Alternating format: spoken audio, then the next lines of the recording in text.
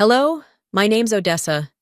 During a family trip to Palm Springs, they told me to sit at my own table. I thought it was just tradition, but a few days later, every investor in our company pulled out, without warning. The dinners I wasn't invited to, the meetings I wasn't told about, the polite smiles that hid something much colder. Was this really about family? Or was it always a setup to erase me, quietly? I kept asking myself, how did I go from co-founder to ghost? And why? Did no one stop it? I had told myself this trip would be different. Palm Springs in the summer wasn't everyone's idea of a relaxing getaway, but the resort Thayer's parents picked was immaculate. Whitewashed stone, saltwater pools, soft jazz humming through hidden speakers. Every towel folded with surgical precision. It was a kind of curated perfection that dared you to be out of place. And maybe this time, I wouldn't be. Thayer had said it'd be a chance to reconnect, that his parents were trying with me. I wanted to believe him. I packed light. I even brought the dress Callista once complimented in passing, though her tone made it sound more like critique. When we arrived that afternoon, the desert air shimmered with heat. The valet took our bags, the front desk manager greeted us like old friends, and I followed the family into the resort's glassy coolness, hoping that maybe, just maybe, this time I wouldn't feel like a guest in my own marriage. By the time we reached the rooms, it was past 5 p.m. We'd barely unpacked when Callista tapped on the door and said dinner reservations were for 6:30. I changed, took a breath, and told myself, smile. You're not the enemy here. The patio restaurant glowed in sunset gold. Tables lined the edge of a manicured garden, with string lights swaying gently above. I walked alongside Thayer, scanning the large round table already half filled with Everett, Juno, and the rest of the family.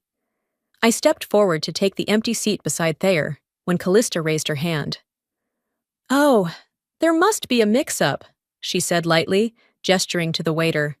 "She prefers quiet. Can we set her just over there?" I blinked. She? As if I weren't standing right there. The waiter looked confused, but nodded, guiding me to a smaller table a few feet away, beautifully set for one. I looked at Thayer. He gave a tight shrug. It's just how we do things.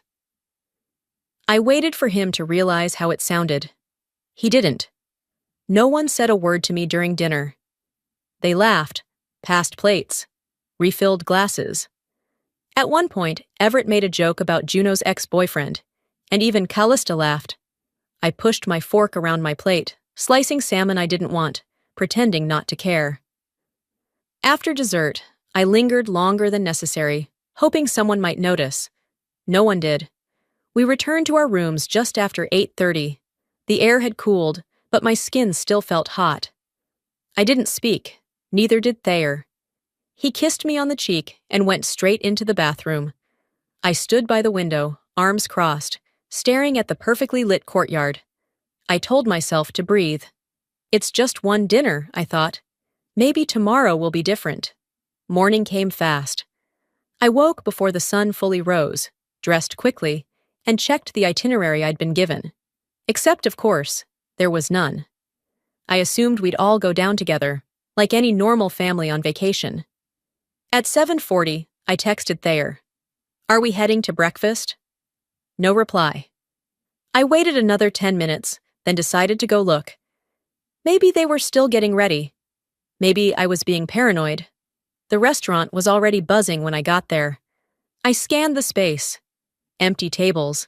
Then, tucked near the back patio, I saw them. Callista sipping coffee, Everett with a newspaper, Juno mid-bite, already laughing at something Thayer had said. I approached slowly. "Why didn't anyone tell me you were coming down?" Callista didn't even glance up.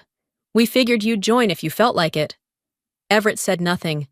Juno looked at me, her face flush, guilty. Thayer just stabbed at his eggs. My mouth felt dry. I swallowed hard, nodded. "Of course." I turned and walked away before anyone could say another word, though I knew none of them would. Back in my room, I sat on the edge of the bed, staring at my phone screen. No reply from Thayer. No updated schedule. No clue what came next. I whispered, not to anyone in particular. Maybe not even aloud. It's not a mistake. It's a system. I stayed in the room the rest of the morning.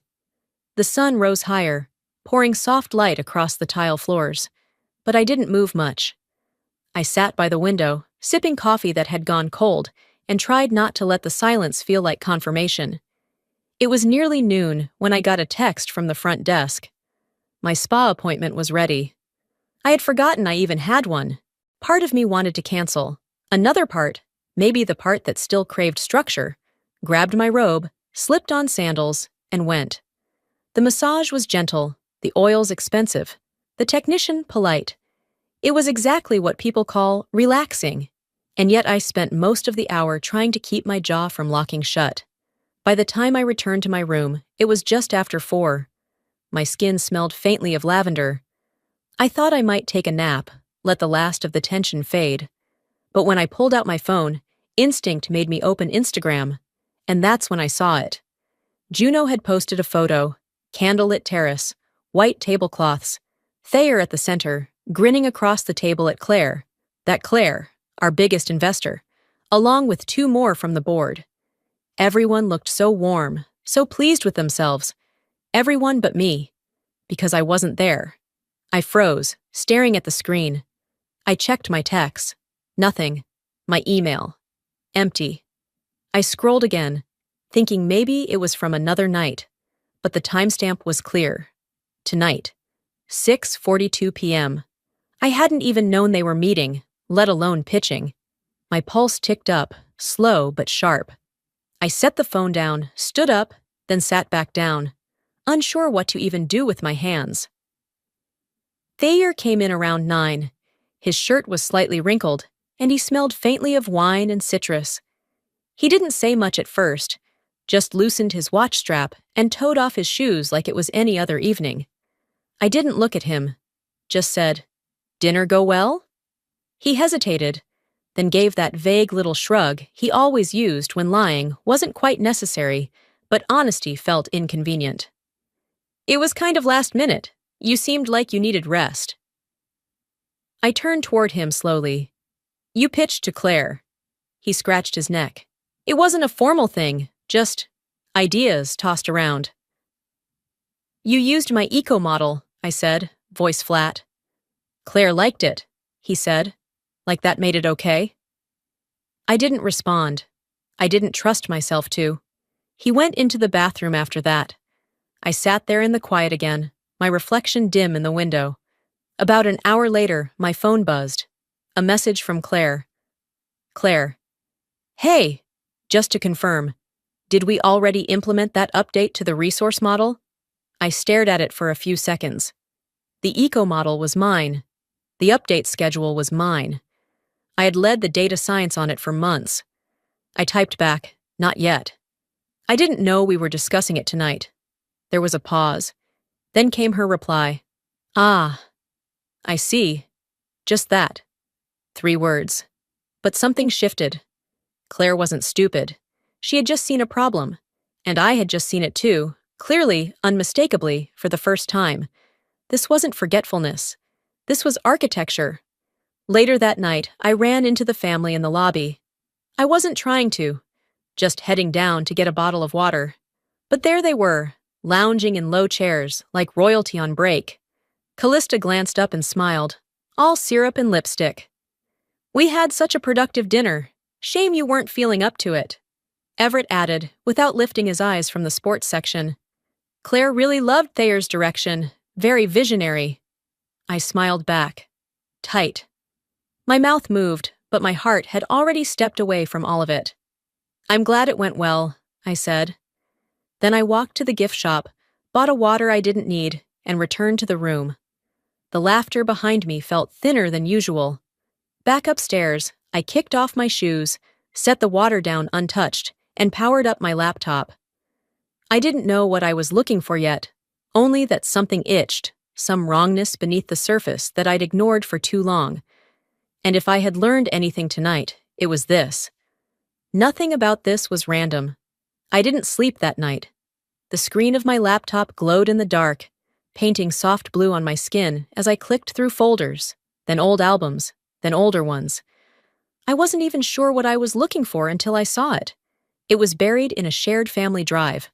One Thayer's aunt had created years ago to keep memories in one place. The photo itself looked unremarkable at first. A group dinner, long wooden table, a soft-lit courtyard, people chatting, wine glasses raised. Until I looked again. Off to the side, near a potted plant, sat a woman alone. No plate in front of her, no one turned toward her. She wasn't laughing, she was just there. I zoomed in slowly. Her face came into view. Marcel, Thayer's ex-wife. I'd only seen a few pictures of her before, one from their wedding, which had been quietly buried in a storage box, another from an old social media post, long deleted.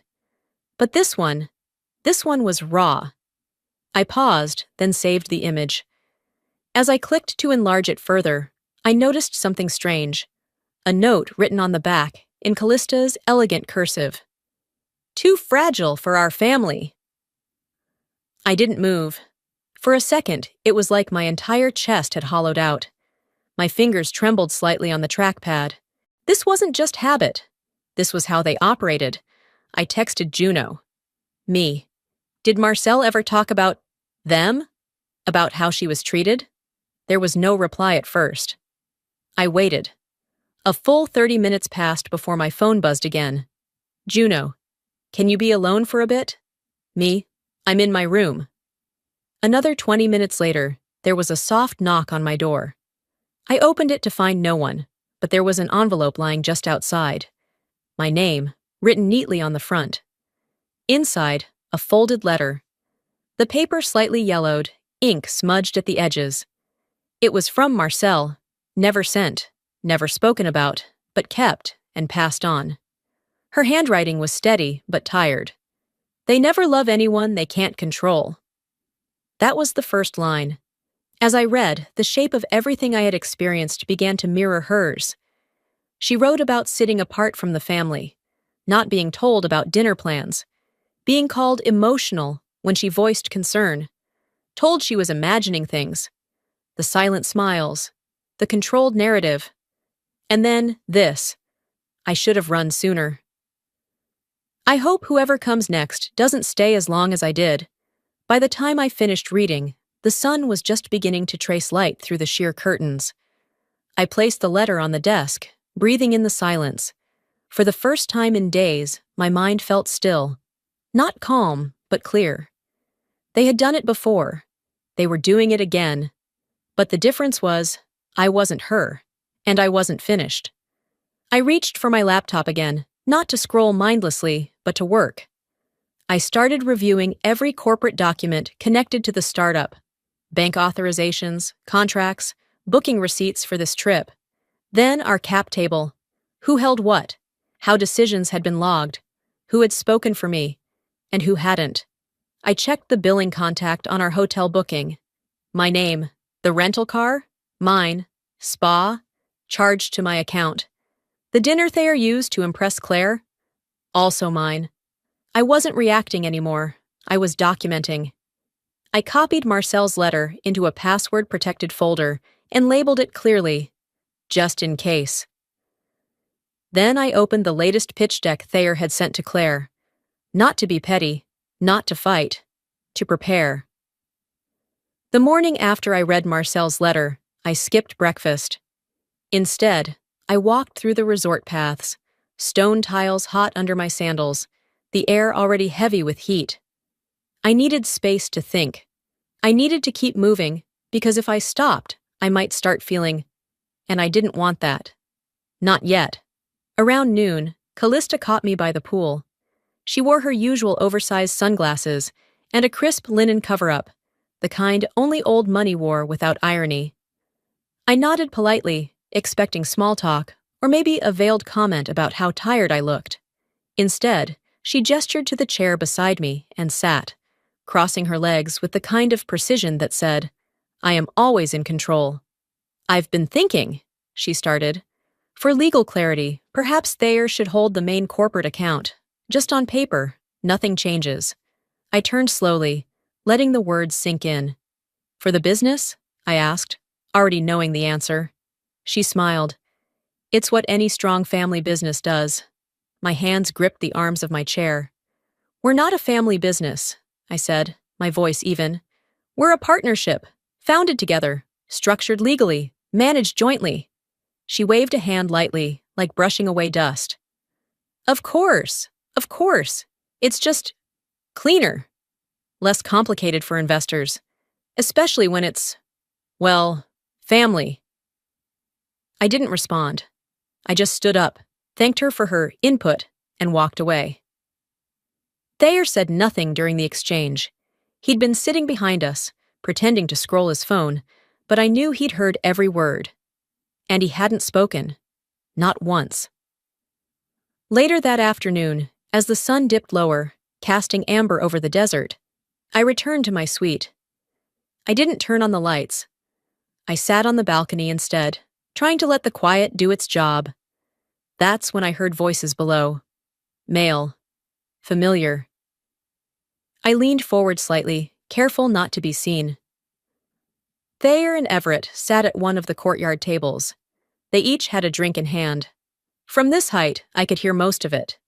Once your name's on it, Everett said, we can restructure, make it cleaner, keep things streamlined. She won't like that, Thayer replied. Everett chuckled. She doesn't have to. I froze. They weren't discussing a suggestion. They were planning a removal, and not just from the business, but from control, from ownership, from her own creation, from my creation. I backed away from the balcony, hand gripping the sliding door. My stomach turned, not from shock, but from how unsurprised I was. I'd felt it coming. Now it had a voice. That night, I couldn't sleep. I lay in bed staring up at the ceiling fan, listening to its soft, rhythmic hum. My mind played reel after reel of everything I'd built, every late night, every pitch meeting, every deal I closed that Thayer took credit for because it made things easier. They weren't just rewriting the business, they were rewriting me out of it. I turned on the bedside lamp and grabbed my laptop again. I needed to act, but not emotionally, not recklessly. I'd seen where that got Marcel. They'd painted her as unstable, fragile, incapable. They wouldn't get that narrative with me. So I drafted a message, encrypted it, sent it to a secure account I rarely used. Subject line, Red Phase Protocol, activated. The morning came with music, not the kind you welcome. It drifted in through the patio doors, soft jazz from hidden speakers near the pool deck, Sunday brunch, family style, white linens, silver pitchers of orange juice, careful laughter arranged like centerpiece flowers. I didn't want to go, but staying in would have looked like avoidance. And right now, I needed to look composed. So I dressed, tied my hair back, and walked toward the terrace with a face that didn't match my mood. By the time I arrived, the table was half full. Thayer sat next to Callista. Everett poured himself another mimosa, already relaxed. Juno caught my eye and gave me a tentative nod, as if she wasn't sure where she was supposed to stand anymore. A server placed a plate in front of me. Eggs, fruit. I hadn't requested anything. I was reaching for the salt when it happened. A sharp yelp, then a splash of water. Everyone turned. Callista's nephew, maybe 5 or 6, had tripped near the edge of the pool. He wasn't hurt badly, but the scrape on his arm drew instant attention. He cried, held his elbow, and reached for Callista, who bent to inspect the bruise. And then came the dagger, smooth and subtle. I assumed Odessa was watching him, Callista said, still bent over. She's always so attentive when it's about her company. The table fell quiet. No one laughed. No one dared. I set my fork down. If you're going to insult me, I said, voice flat, do it directly. She straightened slowly, brushing non-existent lint from her dress. Why would I do that? She said, her tone sugar-sweet. We're family. I glanced at Thayer. He looked down at his plate, chewing slowly, as if he hadn't heard a thing. Juno reached for her napkin and squeezed it tight, her knuckles pale. I stood up without a word and left the table. Late that afternoon, I found a quiet corner by the gardens to breathe. The heat was heavy, pressing into the back of my neck. I took off my sandals and let my feet feel the warm stone beneath them. That's when Juno found me. She didn't say much, just handed me a bottle of water and sat beside me for a few minutes in silence. "She does it to everyone," Juno said finally. "The smile, the hints, the way she makes it seem like you're the problem." I nodded. "She's not subtle." Juno gave a short laugh, but it didn't reach her eyes. That evening, I watched them from across the lounge. Callista whispered something to Juno and linked arms with her, leading her toward the private walkways behind the cabanas. They were gone for maybe 20 minutes. When Juno returned, her face looked changed, tight. She passed me on the way back to her room, didn't say anything, but her eyes caught mine just long enough. I understood. At dinner that night, the atmosphere had reset. Faux pleasantries, and a carefully arranged seafood platter. Callista poured herself a glass of white wine, made a joke about Florida humidity, and Thayer chuckled like it was all normal again. When the plates were cleared, I leaned forward slightly and said, just loud enough for her to hear, "Next time you come for me in public, bring more than a brunch tray." She blinked. "Excuse me?" "You heard me," I replied. "Keep testing me, I promise. I'll start playing your game. Just not by your rules." Her expression didn't change, but the grip on her wine glass tightened for a second. Everett looked between us. Thayer pretended not to notice. After dinner, I walked straight back to the room. No pauses, no distractions. I poured myself a glass of water, sat at the desk, opened my laptop, and reviewed every reservation, booking, and line item connected to this trip. Every room was under my name. Every car. Every dinner. Then I started canceling. I stayed at the desk long after the last dinner plate had been cleared from the table downstairs. The lamp beside me cast a warm, focused circle of light on the wood grain. Outside the window, the resort glowed softly. Well-manicured silence, oblivious to the storm I was about to unleash. No second-guessing. No hesitations. I logged in. Room 403, Everett and Callista's, canceled first. A confirmation email hit my inbox before I even clicked the next tab. Room 407, Thayer's suite. Gone in under 15 seconds. Spa appointment under Callista's name for 10 a.m. Scratched from the system. Dinner for 6 at the Grove, reserved 3 months ago by me? Cancelled. Every table that night was now unavailable. I made sure of it. Rental SUV, revoked, no backup booking, no driver service, no concierge. They'd be lucky to find a taxi by noon. I paused, rolled my shoulders, then opened my own hotel profile. I shifted my reservation to a luxury suite at a boutique hotel in Santa Barbara. Same check-in day, 2 hours west. I booked it under my maiden name, just in case. I folded a piece of resort stationery in half, wrote a single line, and placed it neatly on the pillow of the bed I was leaving behind. Find your own ride. By the time I zipped my bag and walked out of the room, it was almost 2 a.m.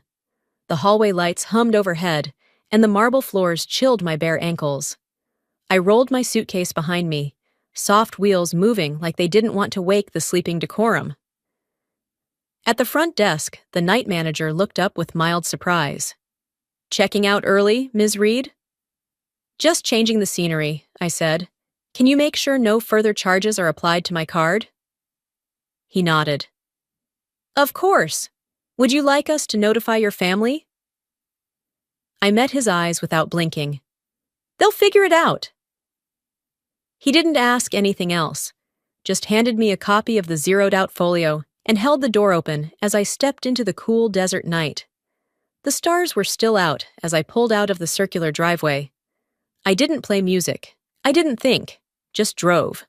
The further I got from Palm Springs, the quieter everything inside me became. At a rest stop past Indio, I parked beneath a dim lamppost and made myself stretch. My back cracked from the tension, but I didn't mind. I pulled my phone from my tote, found the draft I'd saved earlier. 2. Claire subject. Clarification on leadership roles. The body was short, measured, director. I read it once more, my thumb hovering over send. Not yet. I bought a coffee from a tired-looking vending machine, leaned against the hood of the car, and let the steam warm my face. Let them burn a little, I whispered, because by the time they realized what I had done, it would already be too late. By noon, my phone vibrated on the passenger seat. Unknown number, South Carolina area code. I answered, already knowing what it was. Ms. Reed? A calm voice asked. This is Officer Daniels with the Hilton Head Police Department. Your husband has filed a missing persons report. I pulled the phone from my ear slowly, setting it down on the table beside my half-empty coffee. The hum of the cafe near the highway blurred around me. Missing persons report. That's what Thayer had filed. I wasn't surprised, not really. But the official tone in Officer Daniels' voice, the careful way he'd asked if I was safe, it landed like a cold stone in my gut. I took a breath, then asked calmly, Officer, would you like me to clarify my location now? Yes, ma'am, if you're willing. I gave the address of the hotel in Santa Barbara. Then, before he could ask, I added, I left voluntarily. I'm not missing, and I would like to file a no-contact request. Immediately. He paused. I can initiate that for you, he said. Are you certain? I've never been more certain in my life. By the time I checked into the executive boardroom I'd rented, the sun had shifted just enough to cast long shadows across the polished floors. Bottled water lined the center of the table. Legal pads. Silence. It looked like a conference room, but it felt like a war room. I arranged the folders, documents, photos, timestamps, printed emails. My laptop sat open to the master spreadsheet. Every cancellation, every booking, every name that mattered. Then I waited. The door opened precisely 5 minutes past the hour. First came Thayer, his eyes dark under the fluorescent light. Then Callista and Everett, moving like they were walking into a courtroom, not a family meeting. Juno followed last, clutching her phone like it was armor. Thayer was the first to speak. What the hell is this? I didn't look up. A conversation. Since you're all so fond of having them behind my back, I thought we'd try it face to face. Callista crossed her arms. Dragging us across the state wasn't necessary. You'll see in a moment, I replied. I slid the photo of Marcel across the table. Then the letter. Then the printout of their Hilton Head booking, canceled. The spa. The restaurant. All of it. Their names. My credit card. My name behind the curtain. You humiliated us, Callista snapped. This was cruel. No, I said, voice quiet but steel-lined. You erased me. I just made it obvious. Thayer leaned back, his jaw tense. Everett said nothing. Juno stared down at the table. I tapped my laptop, opened an email log. All those investor calls you thought I didn't know about. I traced every change, every email Claire never saw, every pitch deck sent without my signature. I was trying to protect the business, Thayer said. From your wife? Silence. We built this together, I continued. You used me as a silent signature. A prop. Callista stepped in. That's enough. No, I cut her off. That's the problem. No one ever says that to you. I will. There was a break in the conversation. No one moved. My phone buzzed quietly beside me. It was a message. Unknown number. We see who's actually leading. Good for you. I didn't know which investor sent it, but I didn't need to. For the first time in days, I smiled. Not out of spite, not even out of triumph, just clarity. I looked up again, meeting every set of eyes in the room. Let's finish this, I said. They said nothing. I reached for the final document and slid it across the table. Then I leaned forward. Now, I said slowly, either you step back, or I make sure no one ever trusts you with $1 again. I woke earlier than usual. The meeting room had cleared the day before, but the tension hadn't left me until sometime after midnight. I'd showered, crawled into the unfamiliar bed of my Santa Barbara suite, and for the first time in a long while, slept without interruption. Now the morning light was painting soft stripes across the floor of my new office. A clean, sleek space, minimalist, quiet, glass walls that looked out over the Pacific. The kind of office I'd once imagined, back when Thayer and I were just scribbling startup ideas on napkins. On the glass door, my name was etched in gold, Odessa Renly, CEO. I stood by the window, a coffee warming my hands, watching waves roll in. Then the notification came. The subject line was simple: change of direction, effective immediately. Claire had written it herself. We're formally discontinuing all investment collaboration with Thayer Renly. Moving forward, our funding and equity interest will sit solely under Odessa Renly's leadership. Legal updates will follow within 24 hours. I reread the email. Not because I didn't believe it, because for the first time, I didn't have to. I replied with 3 words. Acknowledged. Thank you. There was no trembling in my fingers, no lingering doubt, just the steady rhythm of breath returning to a body that had been clenched for far too long. I let the moment sit. Across the room, the framed photo of my first patent hung on the wall. Below it, the original mission statement I'd written alone on a hotel notepad years ago. Back when they said I was too idealistic. Back when Callista called it naive ambition. A vibration from my phone broke the stillness. Juno. Juno. Callista's losing her mind, screaming at the kitchen staff like they're shareholders. I smiled. Me. Let her scream. Not my kitchen. Juno. Thayer hasn't come out of his apartment. Me. Took him long enough? There was a pause. Then, Juno. You did it. I looked at her message. My fingers hovered, then typed back. Me. We did it. You told me the truth. That matters. There were so many things I could have said, but in the end, that was all that needed saying.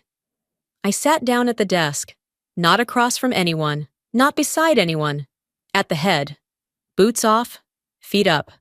A woman at ease in her own skin, her own seat. I called Evan, our lead engineer. Morning, he answered, his voice scratchy from coffee or lack of sleep. It's go time, I said. We're rebuilding the whole interface, under my name, under my rules. He didn't ask for confirmation. He knew. I've been waiting for this, he said. Me too. As we hung up, I glanced again at the name on the door. Odessa Renly. Not an extra seat, not a placeholder. The chair that had always been mine. Before logging off for the day, I clicked open one final folder. A photo, an old family picture from 3 years ago. Taken during a vacation I barely remembered enjoying. Everyone was smiling, and there, in the corner of the frame, was a chair at the end of the table. Empty. I didn't delete it, I just closed the file. 2 weeks had passed. Not dramatically, not loudly. They passed the way good healing does. Gradually, almost unnoticed, until you realize you're breathing differently. I woke up to the sound of distant seagulls and the familiar hum of traffic below. My apartment wasn't fancy. It didn't need to be. It was mine. Light poured through gauzy curtains. A breeze carried the salt of the ocean through the open windows, rustling the leaves of the little basil plant I hadn't managed to kill yet. The place was small. 2 rooms, warm wood floors, the kind of kitchen where you couldn't stretch your arms too wide. But everything in it had a purpose, and none of it had been picked out by Callista. My inbox was full, contracts to review, new partnership proposals to consider. But I didn't rush.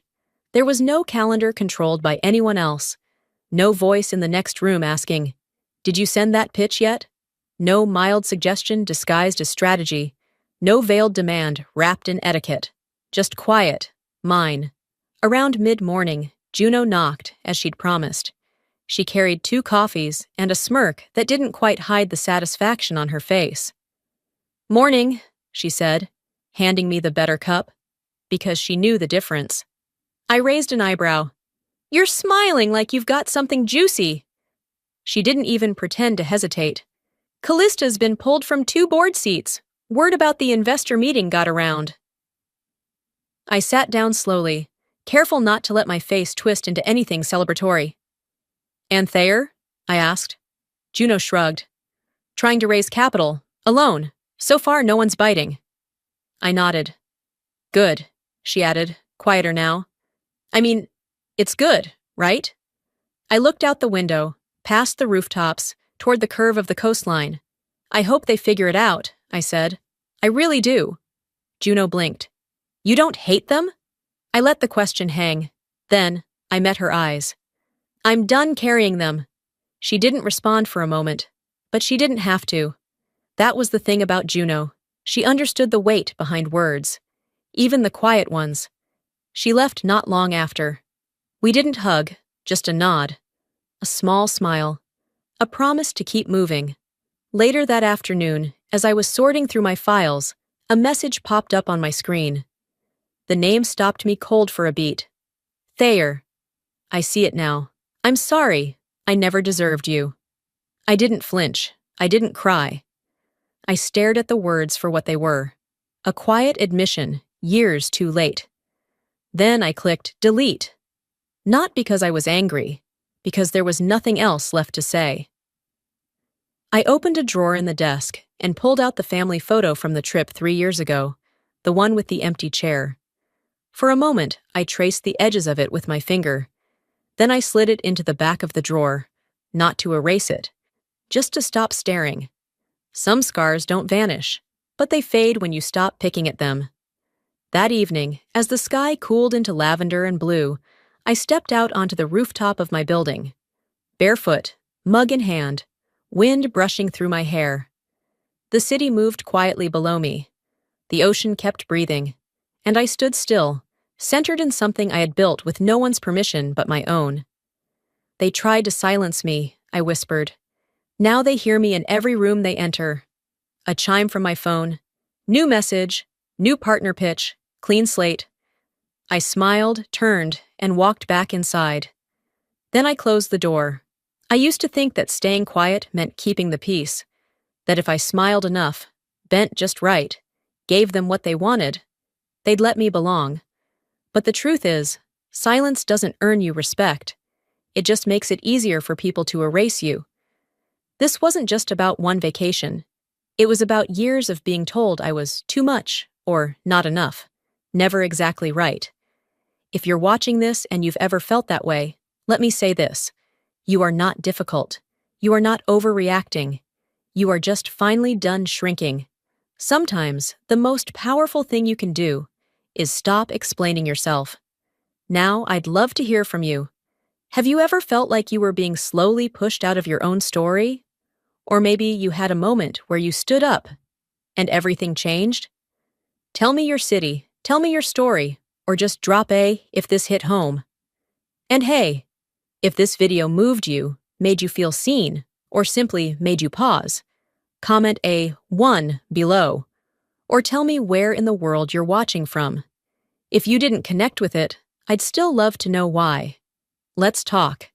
If you want more stories like this, raw, real, and rooted in resilience, hit that subscribe button. Your support helps us keep sharing voices that matter.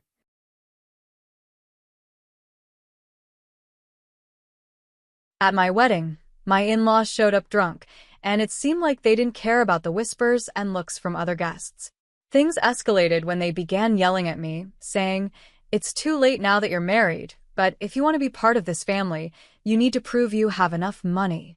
Then they added, "Yes, your dad is right. Make sure to give us $500 every month as a bonus." I was completely shocked by their outrageous demands. I couldn't believe they would say something so inappropriate at my own wedding reception. My face went pale, and I just stood there, stunned. Before I could respond, my father stepped in. He took the microphone from them and said, "Enough is enough. Don't you realize you're embarrassing yourselves?" I felt a wave of relief as my dad defended me in that moment. My name is Jessica, and I'm a 28-year-old office worker. I've been dating Liam, who is 31, for a while now. We met through a mutual friend who was concerned about me being single and thought Liam might be a good match for me. After a year of dating, Liam proposed, and we decided to get married. My life hasn't been the easiest. I lost my mother when I was very young, and my father raised me on his own, working tirelessly to provide for me. Growing up without my mom was incredibly painful, and because of that loss, I became very protective of my emotions. I hadn't been in any serious relationships since high school because I was afraid of getting hurt. In fact, I had come to terms with the idea of staying single forever. Then Liam came into my life. At first, I didn't have any romantic feelings for him, even though he asked me out multiple times. But Liam was persistent in the most caring way. He treated me with so much respect and kindness, and slowly, I started opening up to him. Over time, I realized how much he meant to me. His constant support made me feel incredibly happy, and I found myself thinking more and more about spending my life with him. When Liam finally proposed, I knew I was ready to take that step. He understood me completely and was always gentle no matter what. "Don't worry," he would often say. "If you ever feel unsure about anything, I'll always be here for you. I love you, Jessica. You can count on me." His words touched my heart deeply, and I knew he was someone who would always be there for me. As the wedding day approached, I felt both excited and a little nervous. But I knew that with Liam by my side, everything would be okay. When I told my father that we were getting married, he was overwhelmed with happiness. "Jessica, you're finally getting married. I'm so proud of you," he said with tears in his eyes. "Oh, Dad, you're being dramatic," I teased, but deep down, I was moved by his emotions. Through all the challenges, I've found someone who makes me feel safe and loved, and I'm ready to start this new chapter of my life with Liam by my side. I jokingly said to my dad, "Wow, I hadn't heard you say anything like that before." He laughed and replied, "Well, I was always a bit worried that you might never get married." Surprised, I said, "Oh, really? I had no idea you felt that way." My dad smiled and responded, "Every father worries about his daughter, you know. But anyway, congratulations." "Thanks, Dad," I said, feeling a wave of happiness. It meant so much to be congratulated by the man who had raised me all by himself. I could already tell I was going to cry at the wedding, and knowing my dad, he'd probably cry even more than me, especially since he was already tearing up. After that, Liam and I dove into wedding preparations. Since we were both busy with our jobs, our days were jam-packed. We worked throughout the week, and on weekends, we spent every free moment planning the wedding. There was hardly any time to rest, and our schedules were completely packed. On one rare day off, we planned to visit Liam's parents' house. I had never met them before, so it was going to be my first introduction to them. Liam had already met my dad right after he proposed, and I had intended to meet his parents soon after that, but with their busy schedules and ours, we couldn't find the time. Finally, we arranged a visit after some weeks had passed. As we drove to his parents' house, I suddenly started feeling nervous. "Don't worry, my parents are very kind," Liam reassured me with a smile. His words calmed me a little, and I took a deep breath as we arrived. When we rang the doorbell, it was his mother who opened the door. "Mom, I'm home," Liam said cheerfully. "Welcome home, Liam. It's so good to see you," she replied warmly, smiling at her son. As they talked, I stepped forward and introduced myself as politely as I could. "Nice to meet you. I'm Jessica, Liam's fiancée." Immediately, her tone changed. Her voice was much cooler when she responded, "Oh, so you're Jessica," and the smile she had for Liam disappeared. She looked me up and down, as if evaluating me, and then led us into the living room. Her cold attitude didn't improve once we sat down.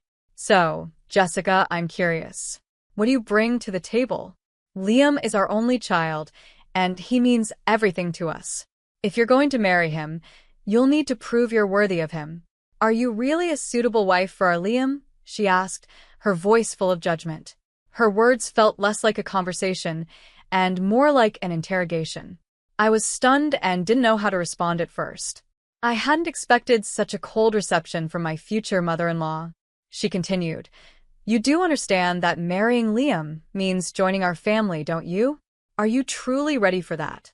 "Of course," I knew that marrying Liam meant becoming part of his family, but it wasn't as though they were some famous high society family or royalty. I was confused about why she was making this sound like such a huge commitment. I wondered, why was I being treated like I needed to meet some grand expectation? It felt as if nothing I said would be enough to please her. I wasn't even planning on living with them, so the pressure from these questions felt unnecessary and overwhelming. As I tried to figure out how to respond, Liam's mother seemed impatient with my hesitation. She snapped at me, her voice sharp. "When I ask you a question, answer right away. You're being so rude." I was stunned by her harsh tone. "I'm asking if you're ready for this," she continued, raising her voice even more. Despite feeling overwhelmed, I managed to respond, "I believe that Liam and I will support each other in our marriage." But that answer didn't seem to satisfy her. With a dismissive look, she replied, "What a naive thing to say. You're not just going to support each other. Your job as a wife is to support Liam. It's your duty to stand behind your husband. You don't even understand the basics." Before I could react, Liam's father, who had been sitting quietly next to her, finally spoke up. "Honey, calm down," he said, trying to ease the tension. Then he turned to me, offering a weak apology. "Sorry about that, Jessica. I'm sure my wife's words startled you." I tried to remain calm and replied, "It's all right." I wanted to believe that his mother was just overprotective of her only son and had spoken without thinking. Maybe she was nervous about meeting me, but that didn't make her words any easier to bear. Just then, Liam's brother entered the room. He seemed gentle, with a quiet and calm tone, which gave me a brief moment of relief. But that relief didn't last long. With a smile on his face, he said something completely unexpected. "Actually, what my wife says is justified. What concerns me the most is that you come from a single-parent family." Confused, I asked, "What do you mean by that?" He calmly explained, "Being raised by a single parent doesn't have the best public image. It's hard for us to feel comfortable having someone from that background marry our only son." I couldn't stay silent. "Hold on a minute," I said, unable to hide my frustration. "What's wrong with being raised by a single parent? My father worked incredibly hard to raise me by himself, and I'm proud of him. My upbringing doesn't make me any less capable or worthy." But they continued to argue. "Since you were missing one parent, you couldn't have learned how to be a good wife. Things like doing housework properly. I wasn't going to let that slide either. Actually, I help my father with a lot of housework, and I'm a pretty good cook too. So please don't make assumptions about me." Despite my efforts to defend myself, Liam's mother ignored everything I said. She then finally stated her demand. "I will allow you to marry Liam, but in return, you must promise to devote yourself completely to us because we are Liam's parents. Can you promise me that?" I was taken aback by her words. It wasn't just about marrying Liam, it felt like they wanted me to surrender my entire life to them, as if my only role was to serve their family. I was completely shocked. "What? Since you came here to ask for our permission to marry our son, you do know what your duties are, don't you?" Liam's father continued speaking before I could say anything more. It felt like my in-laws had taken over the entire conversation, giving me no chance to respond or explain myself. Later that night, as I reflected on everything, I realized I needed to talk to Liam about how I felt. "Hey, Liam, do your parents always talk to people like that?" He seemed completely unfazed and replied, "What about it?" I was surprised he didn't seem to see anything wrong with the way his parents had spoken to me. "Well, I mean, the way they spoke to me and the things they said," I tried to explain, hoping he would understand. "Oh, really? They were just making sure you're ready for marriage," Liam said, still not showing any concern.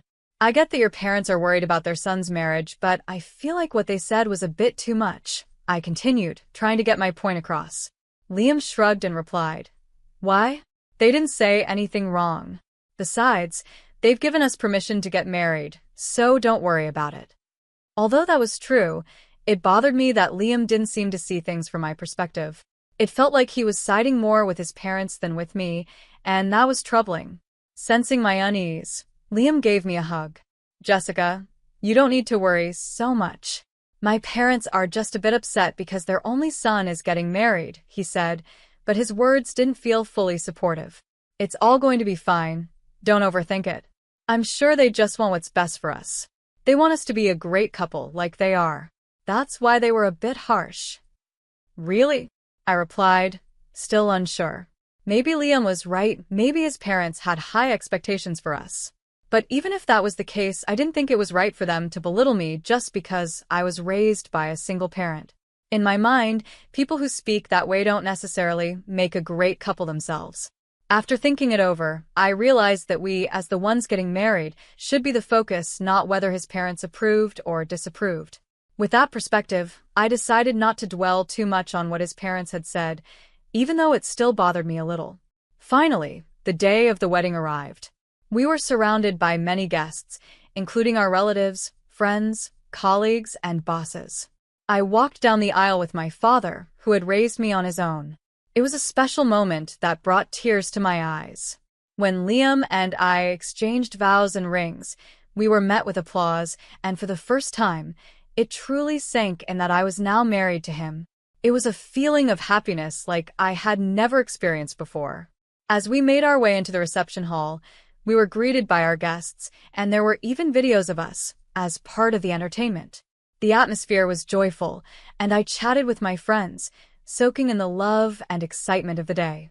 Despite the ups and downs leading up to this moment, I knew I was ready to start this new chapter with Liam by my side.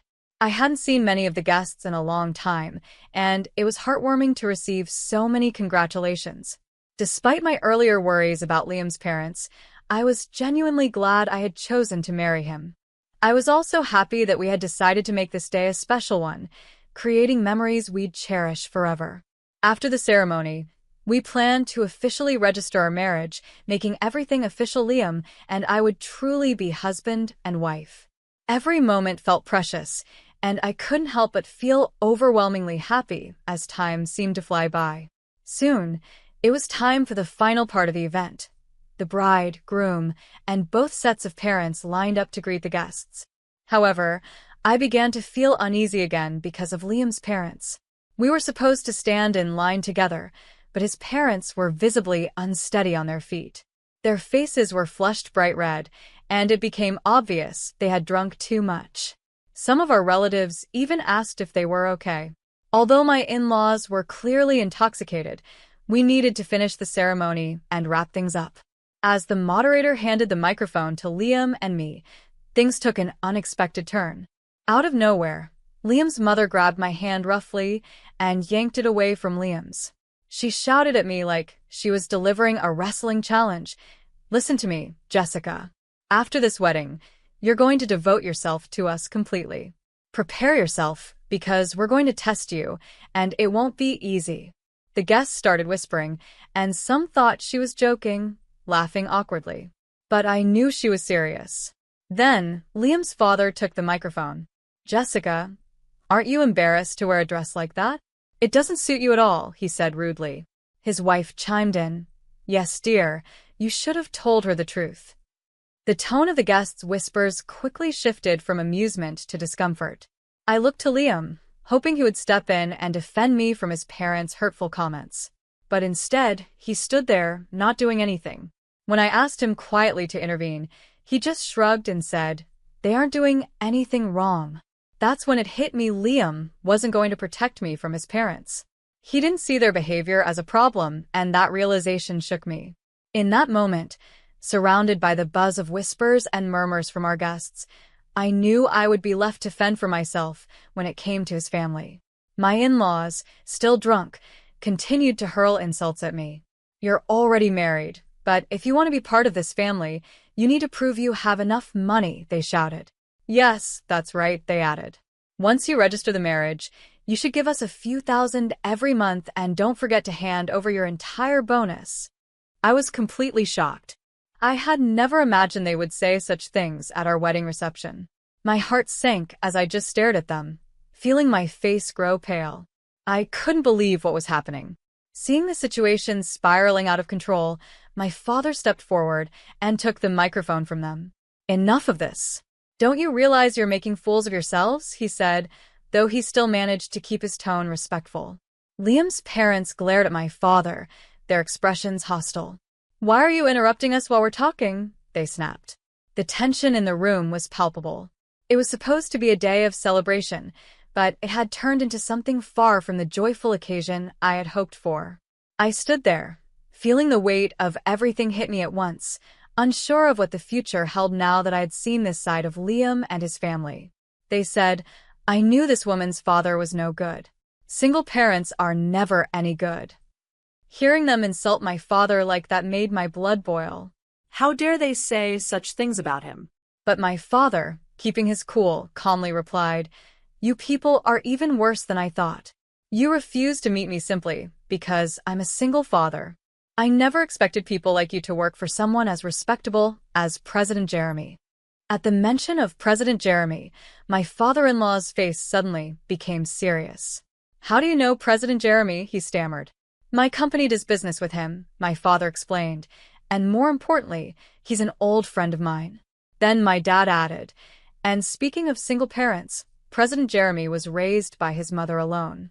So, in your ignorance, you've just insulted the president of the very company you work for."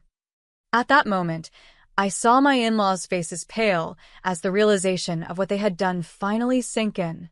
My father-in-law, his arrogance gone, quickly fell to his knees and pleaded, "I apologize, sir. Please, don't tell President Jeremy about this. I'm begging you." Just moments earlier, he had acted like he was in complete control, but now he was completely defeated. The guests, who had been silently watching, started laughing. Some even pulled out their phones to record the scene unfolding before them. But my father wasn't going to let him off the hook that easily.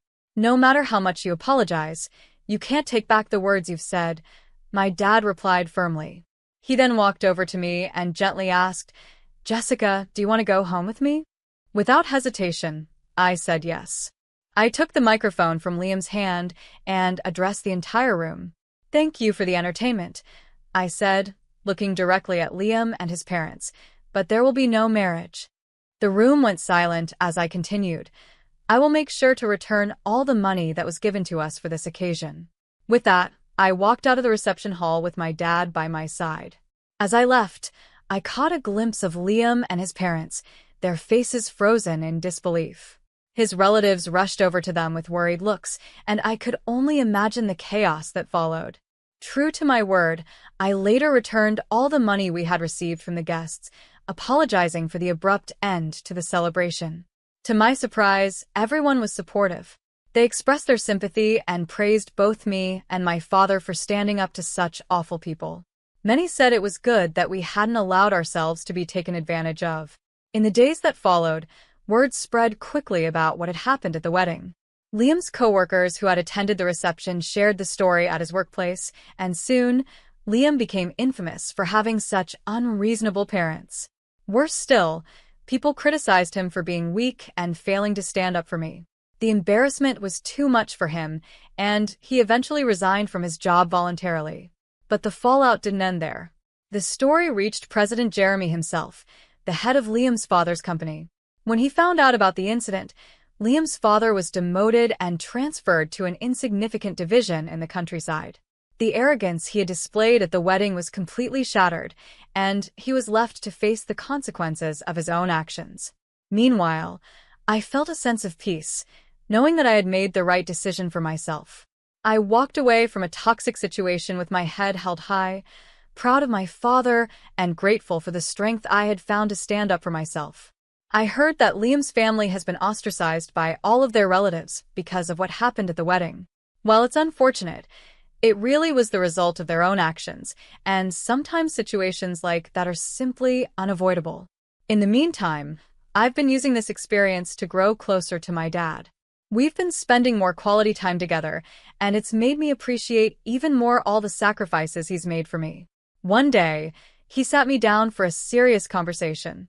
"Jessica, are you interested in running the business?" he asked, his voice filled with both hope and seriousness. I hesitated, not quite sure where this was heading. "Do you mean? Why don't you work towards becoming the president of my company?" he suggested. It was a big step, and I could see that he truly believed I was ready for it. Though the idea felt overwhelming at first, I knew I wanted to take on the challenge.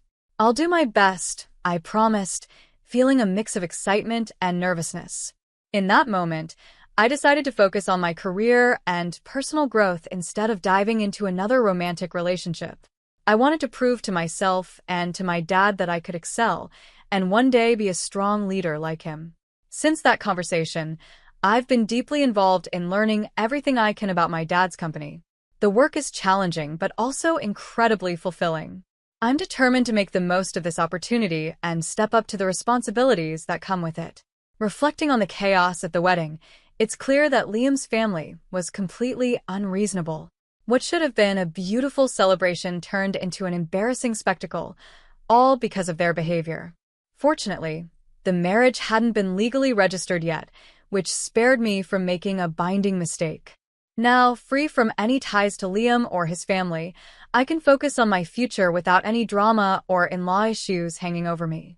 Looking back, it's a relief to know that, out of such a chaotic situation, a clear path forward emerged for me.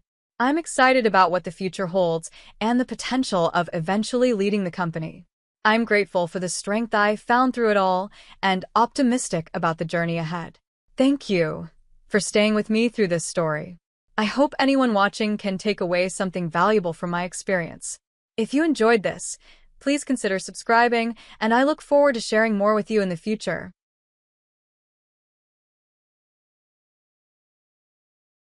Life wasn't anything special for me. My name's Michelle, and at 27, you'd usually find me tucked away in the local library. It wasn't exciting or glamorous, but it was mine. Books were my friends, and the dusty shelves were my world. I didn't like being the center of attention, and I was okay with blending into the background. The town was small, the kind where everyone knows your business before you do. My routine was simple: wake up, work, and then head home to my tiny apartment full of secondhand furniture and piles of books. I didn't have much of a social life, and I told myself I was fine with that. Then one day, Jack walked into the library. It was a day just like any other. He was looking for a book, something different, he said. He smiled easily, and his voice was warm, like sunlight breaking through clouds. "Hey, can you help me find a book?" "I'm feeling adventurous," he said, with a friendly smile. Sure. "What kind of book are you looking for?" I asked, adjusting my glasses, trying not to get distracted by him. "I don't know, surprise me," he said with a grin, like he enjoyed the little challenge he gave me. That was the start of everything. Our chats became part of my daily life. At first, it was about books, but soon we talked about more personal things. Jack was different. He really listened, and it made me feel seen in a way I hadn't in a long time. One day, he came in looking more determined than usual. "Michelle, you're the most interesting person I've met in this town. Why do you stay hidden in here all the time?" he asked, leaning on the counter with a playful smile. I laughed, surprised by the sound of my own laughter. "Well, where else would I go? There's not much excitement in this town." Jack quickly replied, "Maybe you just need someone to explore it with. How about dinner tonight?" My treat. I hesitated, not used to this kind of attention. "I don't know, Jack." "Come on. What's the worst that could happen? You spend an evening with a guy who likes your book recommendations. Plus, I promise it'll be fun. You can show me the hidden gems in this town," he said, his confidence contagious. Against my better judgment, I agreed. "Okay, sure, but no fancy places." "I don't do well with all that fancy stuff," Jack said, his smile lighting up the room. "I'll pick you up at 5. Wear something comfortable." That night changed everything. Jack showed me parts of the town I had never seen, even though I had lived here all my life. He made me laugh, a deep, real laugh that I didn't know I could. He listened to my stories, dreams, and fears, never making me feel small or unimportant. As we walked back to my apartment, he stopped and looked at me seriously. "Michelle, I know we've only just met, but there's something about you. You're not like anyone I've ever known. You're real, and that's rare in a world full of fakes." I didn't know what to say. No one had ever talked to me like that before. "Jack, he gently stopped me, putting a finger on my lips. "You don't have to say anything. Just know that I see you." "Michelle, I see who you are and I like what I see." Jack had always been the best part of my day, making everything brighter with his care and love. He made me feel noticed, calling me beautiful, kind, and smart, things I rarely believed about myself. His warmth made me believe in forever and want it. When he asked me to marry me, it felt like a dream. "Marry me, Michelle. I can't imagine my life without you," he said, his eyes full of sincerity. I didn't hesitate. "Yes," I said, feeling excited and surprised. But before we could start planning our wedding, we had to meet his parents. Jack had warned me beforehand. "My parents have high standards for who I bring home, but don't worry. They're going to love you once they see how great you are," he said. But his words didn't calm me. I was nervous and searched my wardrobe for something simple but nice. It felt like there was no perfect dress to choose. Jack stayed calm, acting like he wasn't worried about the meeting. "You're overthinking it, Michelle. Just wear what you're comfortable in," he said, which made me even more nervous. The day came, and I chose a simple blue dress that I hoped was just right. As we drove to his parents' house, Jack seemed more interested in the music on the radio than meeting them. "You sure they're going to like me?" I asked, needing some reassurance. They'll come around. Just be yourself," Jack replied, glancing at me before focusing back on the road. His relaxed attitude was a sharp contrast to the anxiety building inside me. As we walked up to the door of Jack's childhood home, my heart was racing. His earlier warnings echoed in my mind, making me nervous about the judgment I was about to face. The door opened, and we were greeted by Jack's parents, their expressions hard to read. Dinner felt tense. Jack's parents asked me questions that felt more like an interview than a casual conversation. "So, Michelle, Jack says you work at a library. Do you see yourself doing that long-term?" his dad asked, his tone hinting that he didn't think much of my job. I stumbled for an answer, trying to stay confident. "I love working there.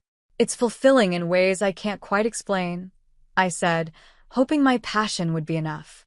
Jack stayed quiet through most of it, offering little help as I faced question after question. It felt like I was handling everything on my own, while Jack just watched. On the drive home, the silence was heavy.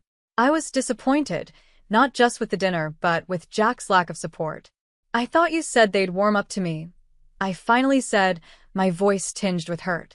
Jack shrugged. "Give it time, Michelle. They just need to get to know you better," he said, but it didn't comfort me. After a few more dinners that felt like interrogations, it was clear his parents weren't my biggest fans.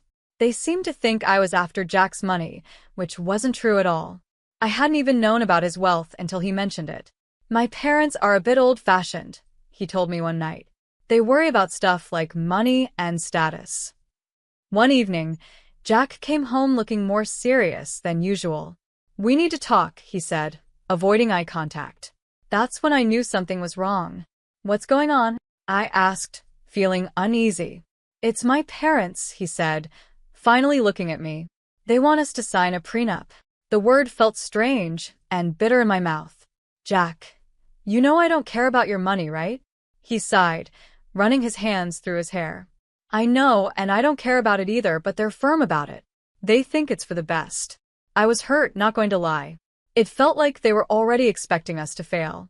But I loved Jack more than I cared about his parents' approval or a piece of paper. "Fine," I said, giving in. I snapped. "Fine, let's just sign it and get it over with. I don't care about the money, yours, mine, whatever. I just want to be with you." Jack looked relieved, and a part of me resented that. Thank you, babe. "I hate this as much as you do, but it's just a piece of paper. It won't change anything between us," he said. So we signed it.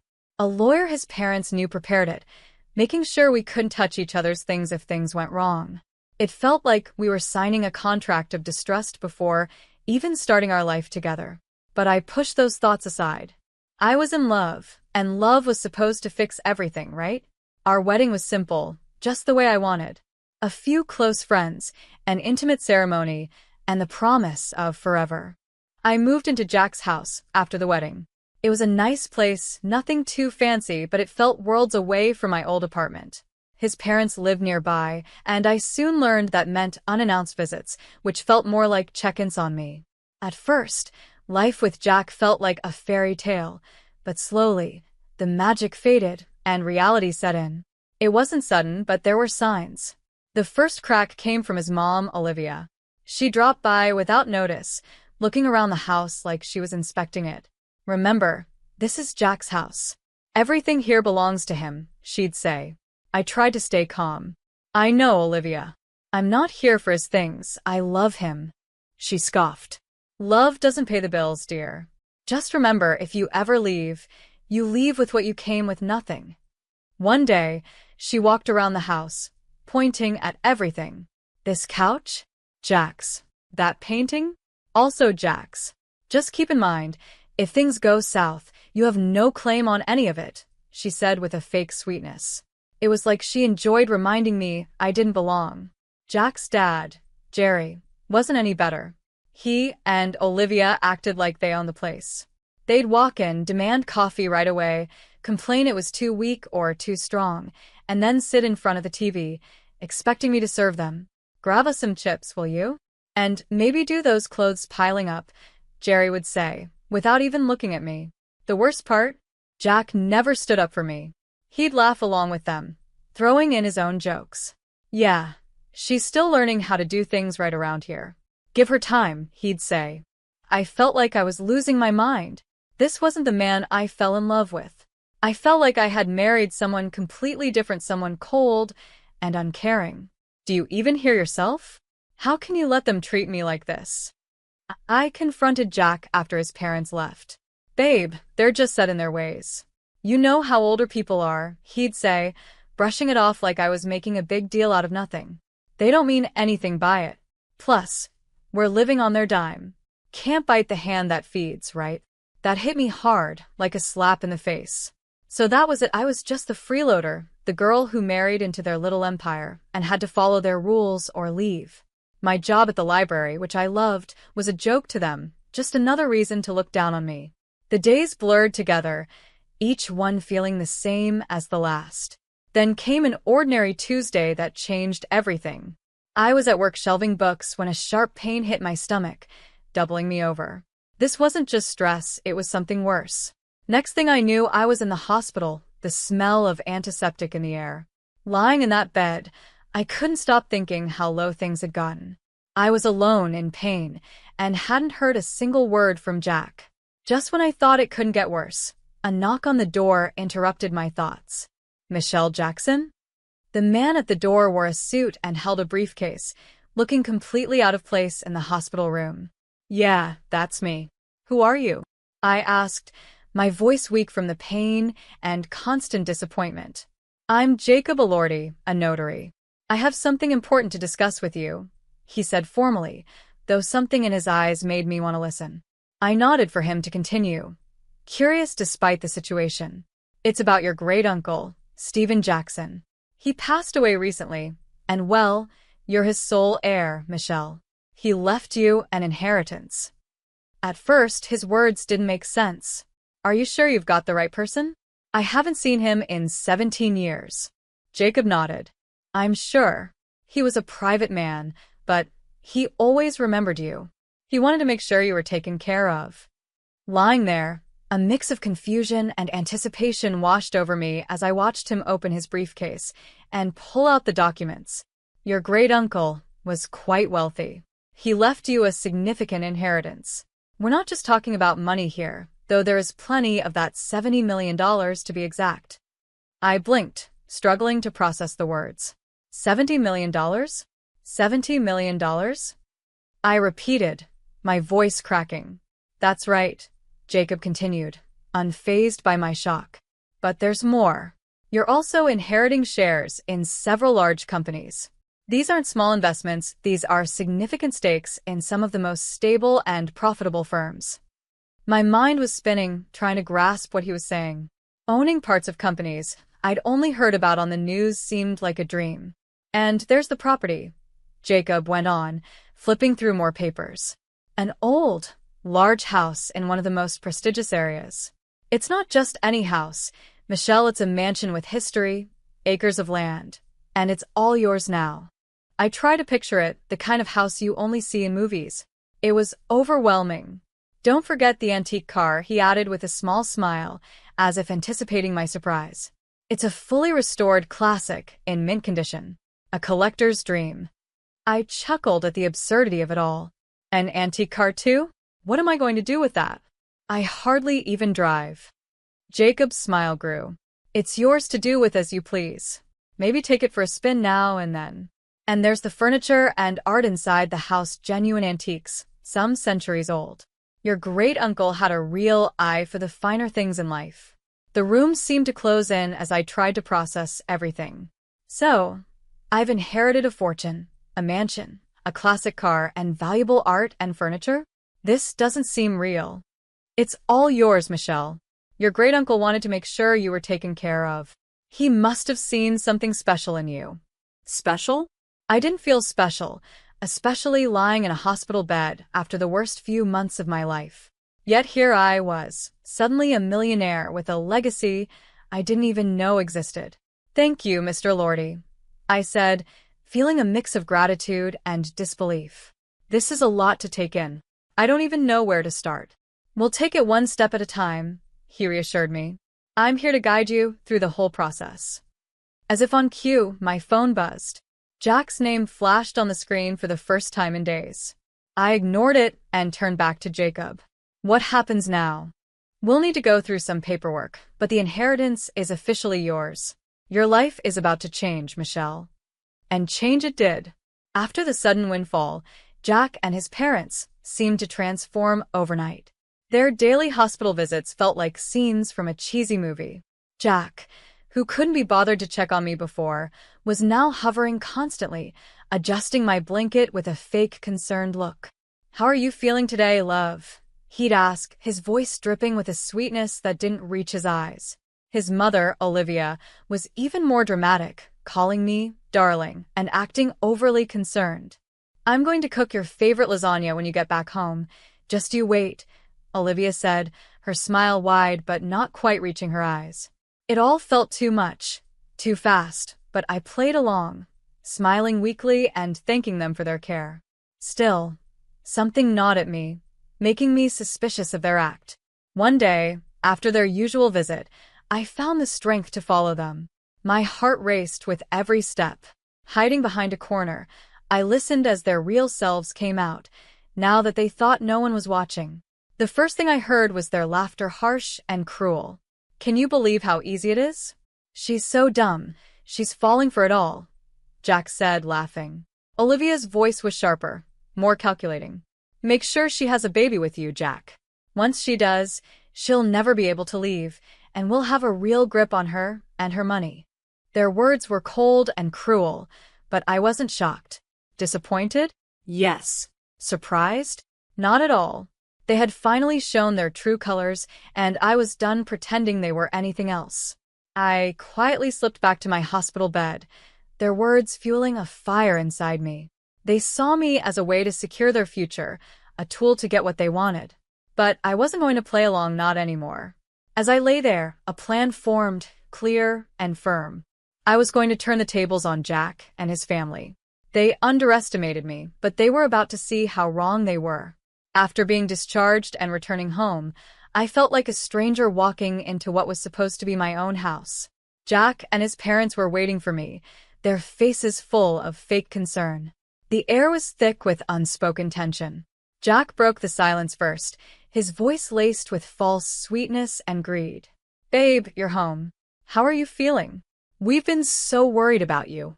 Ignoring the tightness in my throat, I met his gaze directly. I no longer saw the man I once loved. I'm feeling better, thanks.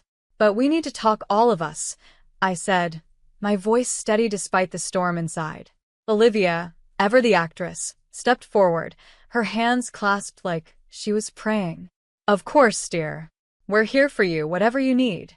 It was now or never. I took a deep breath and laid out my cards. I'm filing for divorce, Jack. And before you ask, no, you won't see a dime of my inheritance. The room went dead silent, as if all the air had been sucked out. Jack's face turned pale, his mask slipping to show the panic underneath. Divorce? But why? I thought we were happy, he stammered. Happy. The word felt bitter in my mouth. You, your mom, and your dad have made my life a living hell. You've treated me like a servant, not a wife. Now, all of a sudden, you care about me because I'm worth something to you." Jack fumbled for words, but Olivia quickly stepped in. "This is nonsense. We've always treated you like family. You're imagining things, dear." I rolled my eyes and pulled the prenuptial agreement from my bag, waving it in front of him. "This is what saved me. You thought you could fool me, but I'm not the naive girl you took me for." Jerry, who had been silent until now, finally spoke, his voice filled with anger and defeat. "You'll regret this. We're your family." "No," I said firmly. "You were never my family. A real family doesn't treat someone like dirt and then act sweet when money is involved. I'm done." Moving into my own place felt like a breath of fresh air. The apartment was small and cozy, a complete contrast to the life I had left behind.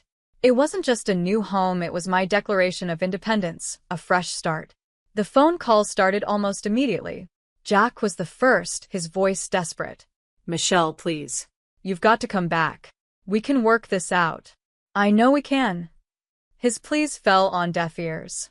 I was done, and no amount of begging would change that. "Jack, it's over. I'm not coming back. You need to accept that," I said firmly, leaving no room for discussion.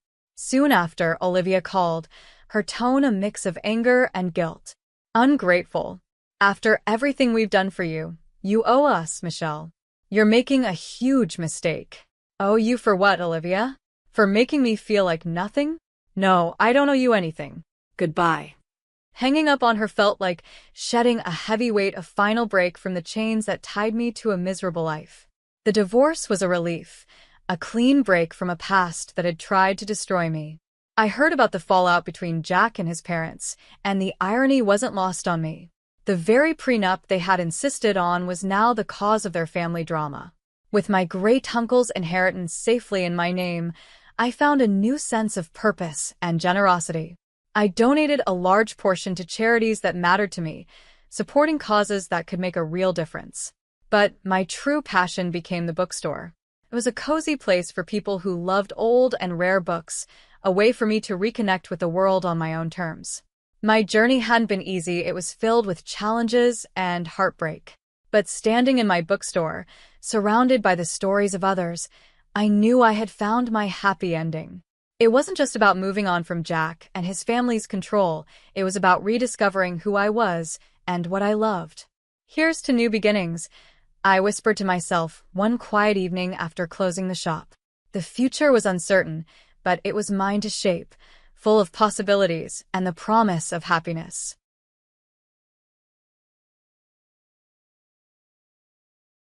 Hi there, I'm Natalie and I'm 31 years old. I've been married to my husband Wayne for 5 years now. We're really excited because we're expecting our first baby soon. We live in a small, comfortable house in a nice middle-class neighborhood.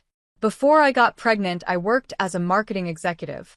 It was a job I absolutely loved because it kept me busy, let me be creative, and challenged me in the best ways. But when I found out I was pregnant, Wayne and I decided it would be better for me to take a break from work to focus on the pregnancy and prepare for the baby's arrival. Wayne has been supportive, at least that's what he says, but sometimes I feel like he sees me differently now that I'm not working. He has a stable job as an accountant and has taken on the responsibility of being the main earner without complaining. Still, I sometimes get this uneasy feeling, like he's starting to agree with his mom's old-fashioned ideas about how women should behave. Now, let me tell you about Tiffany, my mother-in-law. She's quite a personality.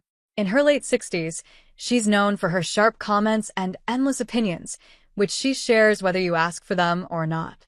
She has always had an issue with me. Although she tries to cover it up with fake smiles and advice, she pretends is concerned. Tiffany believes that women should depend on their husbands and take on traditional roles, which I completely disagree with. Wayne, unfortunately, grew up thinking his mom is always right. He's a total mama's boy and listens to her more than anyone else. I've tried talking to him about how I feel, but he usually just says I'm overthinking or worrying too much. Maybe I am, but it's hard to ignore when Tiffany is constantly hanging around, giving us unsolicited advice and pushing her outdated views on our family. Thankfully, I have Brittany, my best friend, who's been my biggest support system. Brittany is a lawyer, smart and independent, and she always knows what to say to make me feel better. She listens to me and gives me advice, which has been a lifesaver, especially since the tension with Tiffany has been getting worse. Right now, my main focus is getting ready for the baby. Most of my days are spent preparing the nursery, making sure it's perfect for when our little one arrives. Even though things with Tiffany and Wayne can be stressful, I'm determined to create a warm, loving home for our baby. On the outside, everything might look normal, but it's not always easy. Still, I'm hopeful that things will work out, and I'm staying positive for the future. Lately, I've been thinking a lot about my career, how much I miss it, and how I worry that Tiffany, my mother-in-law, thinks I'm useless now that I'm staying home. One afternoon, I found myself reflecting on this during a rare, quiet moment. The house was still except for the soft hum of the refrigerator, and I was folding laundry in the living room, trying to push away my nervous thoughts about Tiffany's upcoming visit. She has a habit of showing up unannounced, always ready to offer her critiques, whether I ask for them or not. Sure enough, the doorbell rang, and there she was.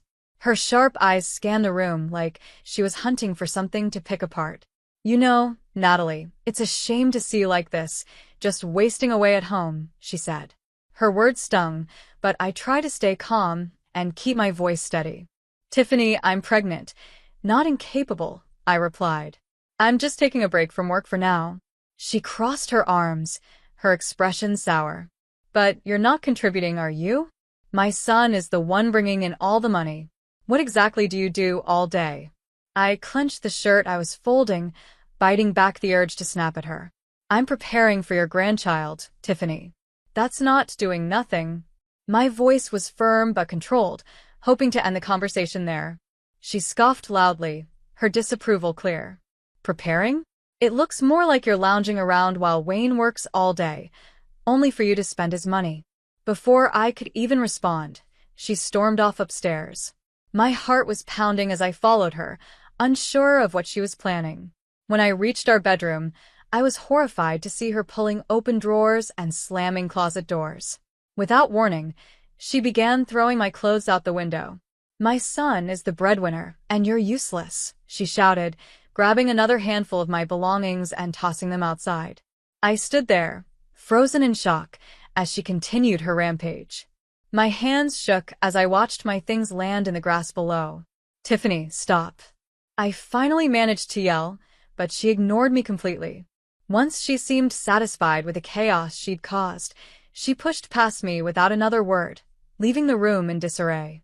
The front door slammed shut behind her, and the house was eerily quiet again. When Wayne came home, he found my clothes scattered across the lawn.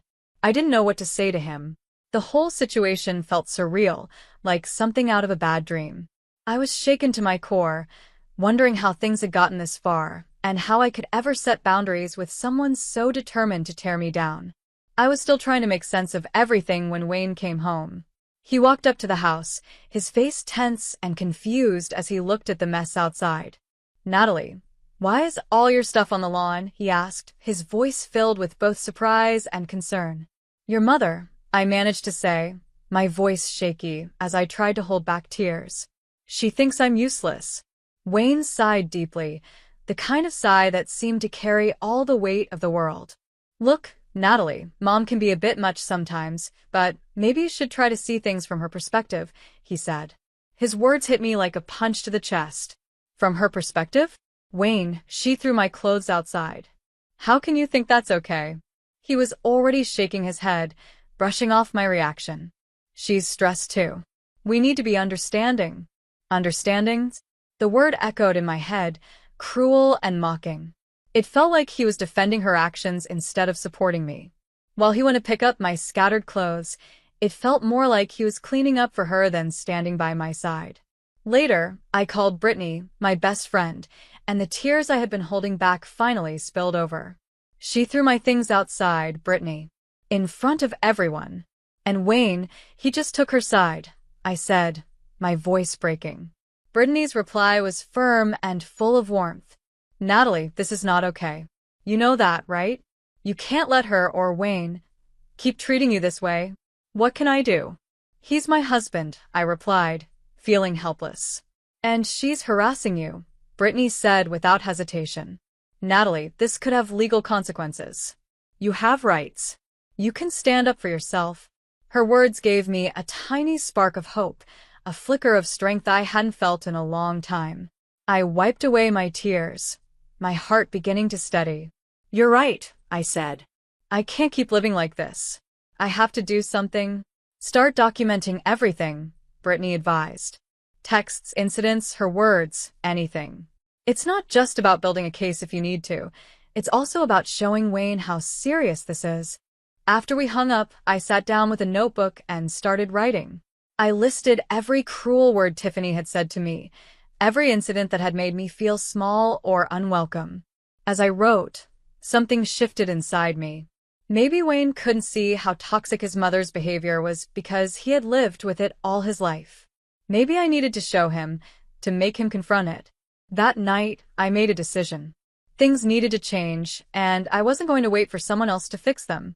I was going to take control, speak up, and make sure my voice was heard. It was time to stand up for myself and my future. At the time, I didn't realize how deep the problem went or how difficult it would be to deal with. But one thing was clear. I was done being a victim. Things got worse before they got better.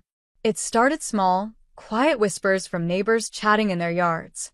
But those whispers grew into rumors, the kind that follow you everywhere and make you feel trapped. You know, one neighbor said, Tiffany told me that Natalie's just after Wayne's money. She quit her job as soon as she married him. It's obvious she's a gold digger. Hearing people talk about me like that hurt deeply. I felt angry and betrayed, but I wasn't going to let Tiffany's lies destroy my life. I knew I had to act and get proof to stop her. So I called Brittany. Together, we came up with a plan. I'm going to invite Tiffany over for tea, I told Brittany. I think I can get her to show her true colors. I'll record everything. Brittany, always practical, replied, we need her to admit what she's doing. That's the only way to prove it. The next day, I set everything up. I placed my phone discreetly to record audio and invited Tiffany over, pretending I wanted to clear the air. She arrived with her usual fake smile, polite on the surface, but full of hidden malice. We sat in the living room, the tea already laid out. I tried to sound calm as I hit record. Tiffany, I really want to understand why you've been so upset with me, I began. She took a sip of tea, her eyes narrowing as she looked at me. Natalie, it's simple. You're not right for my son. You're dragging him down, and frankly, I think you're using him. Her words were like ice, but I pressed on. Why do you think that, Tiffany? She shrugged, her tone cold and casual. Because it's true. I want what's best for Wayne, and that's not you. I've been trying to show him the truth, hoping you'd leave on your own. Her confession was a harsh reality check, but it was exactly what I needed. I stayed composed until she left. That night, I played the recording for Wayne. My heart pounded as his mother's voice filled the room. Her cruel words were undeniable. Wayne's face turned pale as he listened. I hoped he would finally understand what I had been dealing with. But instead of supporting me, his reaction was muted. He seemed conflicted, caught between his loyalty to me and his fear of upsetting his mother. It wasn't the resolution I hoped for, but I knew this was only the beginning. I had taken the first step to stand up for myself, and I wasn't going to stop. Change would take time, but I was determined to fight for my happiness and my family's future. His next words broke what little trust was left between us. Natalie, why would you do this? It feels like you're trying to manipulate me against my own mother, Wayne said, his tone filled with accusation. His words cut deep, sharper than I expected. Wayne, she admitted to trying to break us up. How can you not see what's happening? I pleaded, desperate for him to understand. But he just shook his head, trapped in his denial. I need some air, he muttered before walking out, leaving me alone to face the crumbling pieces of our marriage. At that moment, it became painfully clear Wayne would never fully stand by my side. Not when it came to his mother. Feeling defeated, I picked up the phone and called Brittany. It's time, I told her. I want to file harassment charges against Tiffany. And I think I need to file for separation from Wayne. Her voice was gentle, filled with sadness for me. "Are you sure, Natalie? This is a big step." "Yes," I said firmly, though my heart ached.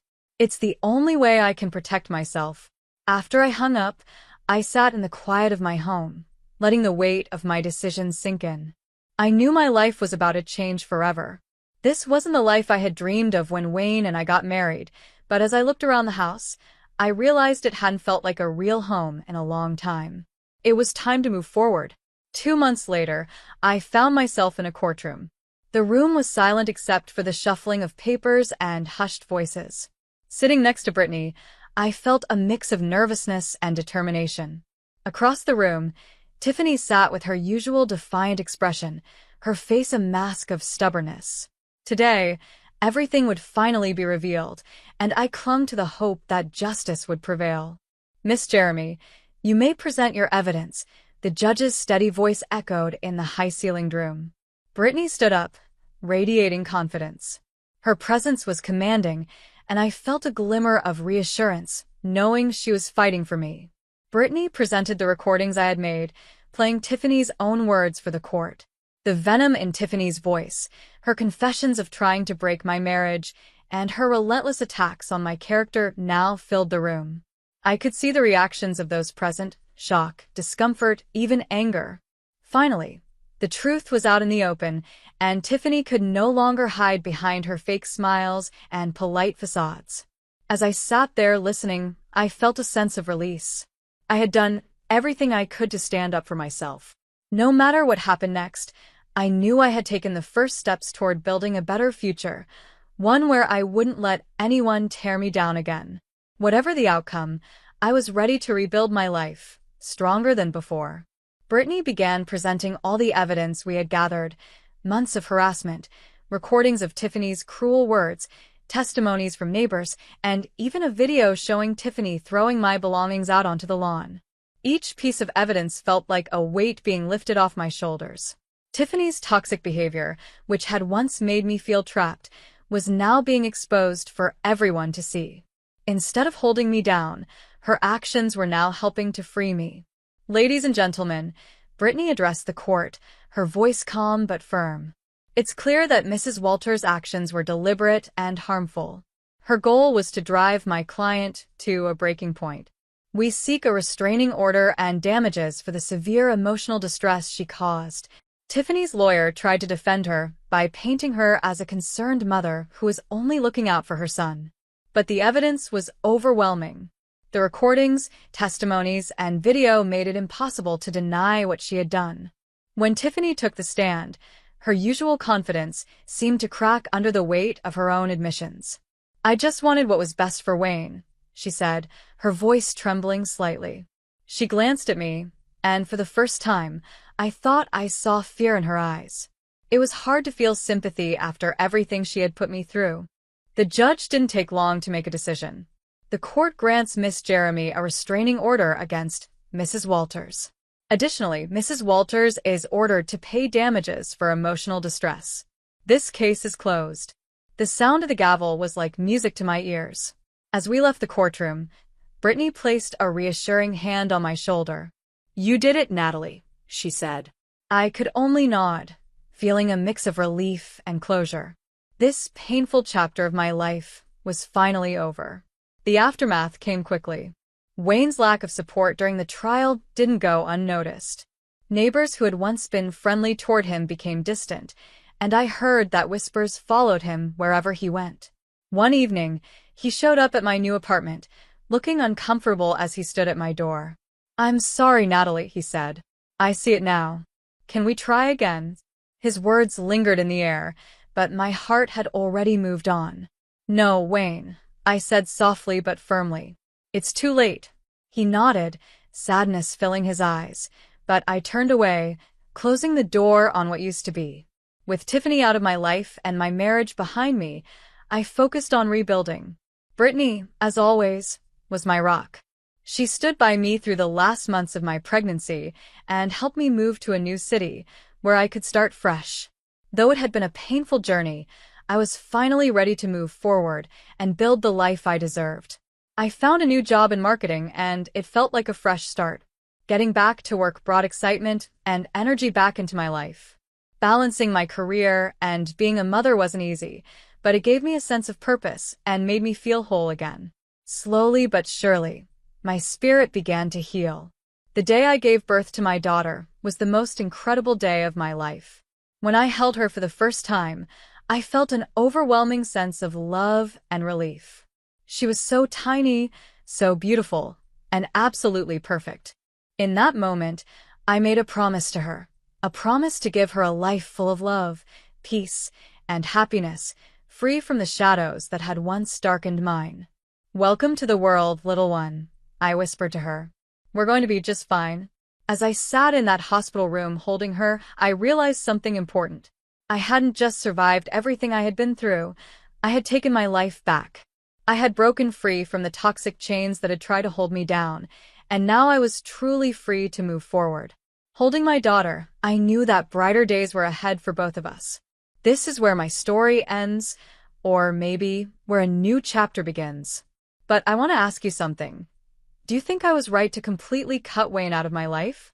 Should I have given him a chance to change after his initial support for his mother? Or was my decision to move on the right one? Let me know your thoughts in the comments below. And if you enjoyed this story, don't forget to like this video and share your opinions. Thanks for being part of this journey with me.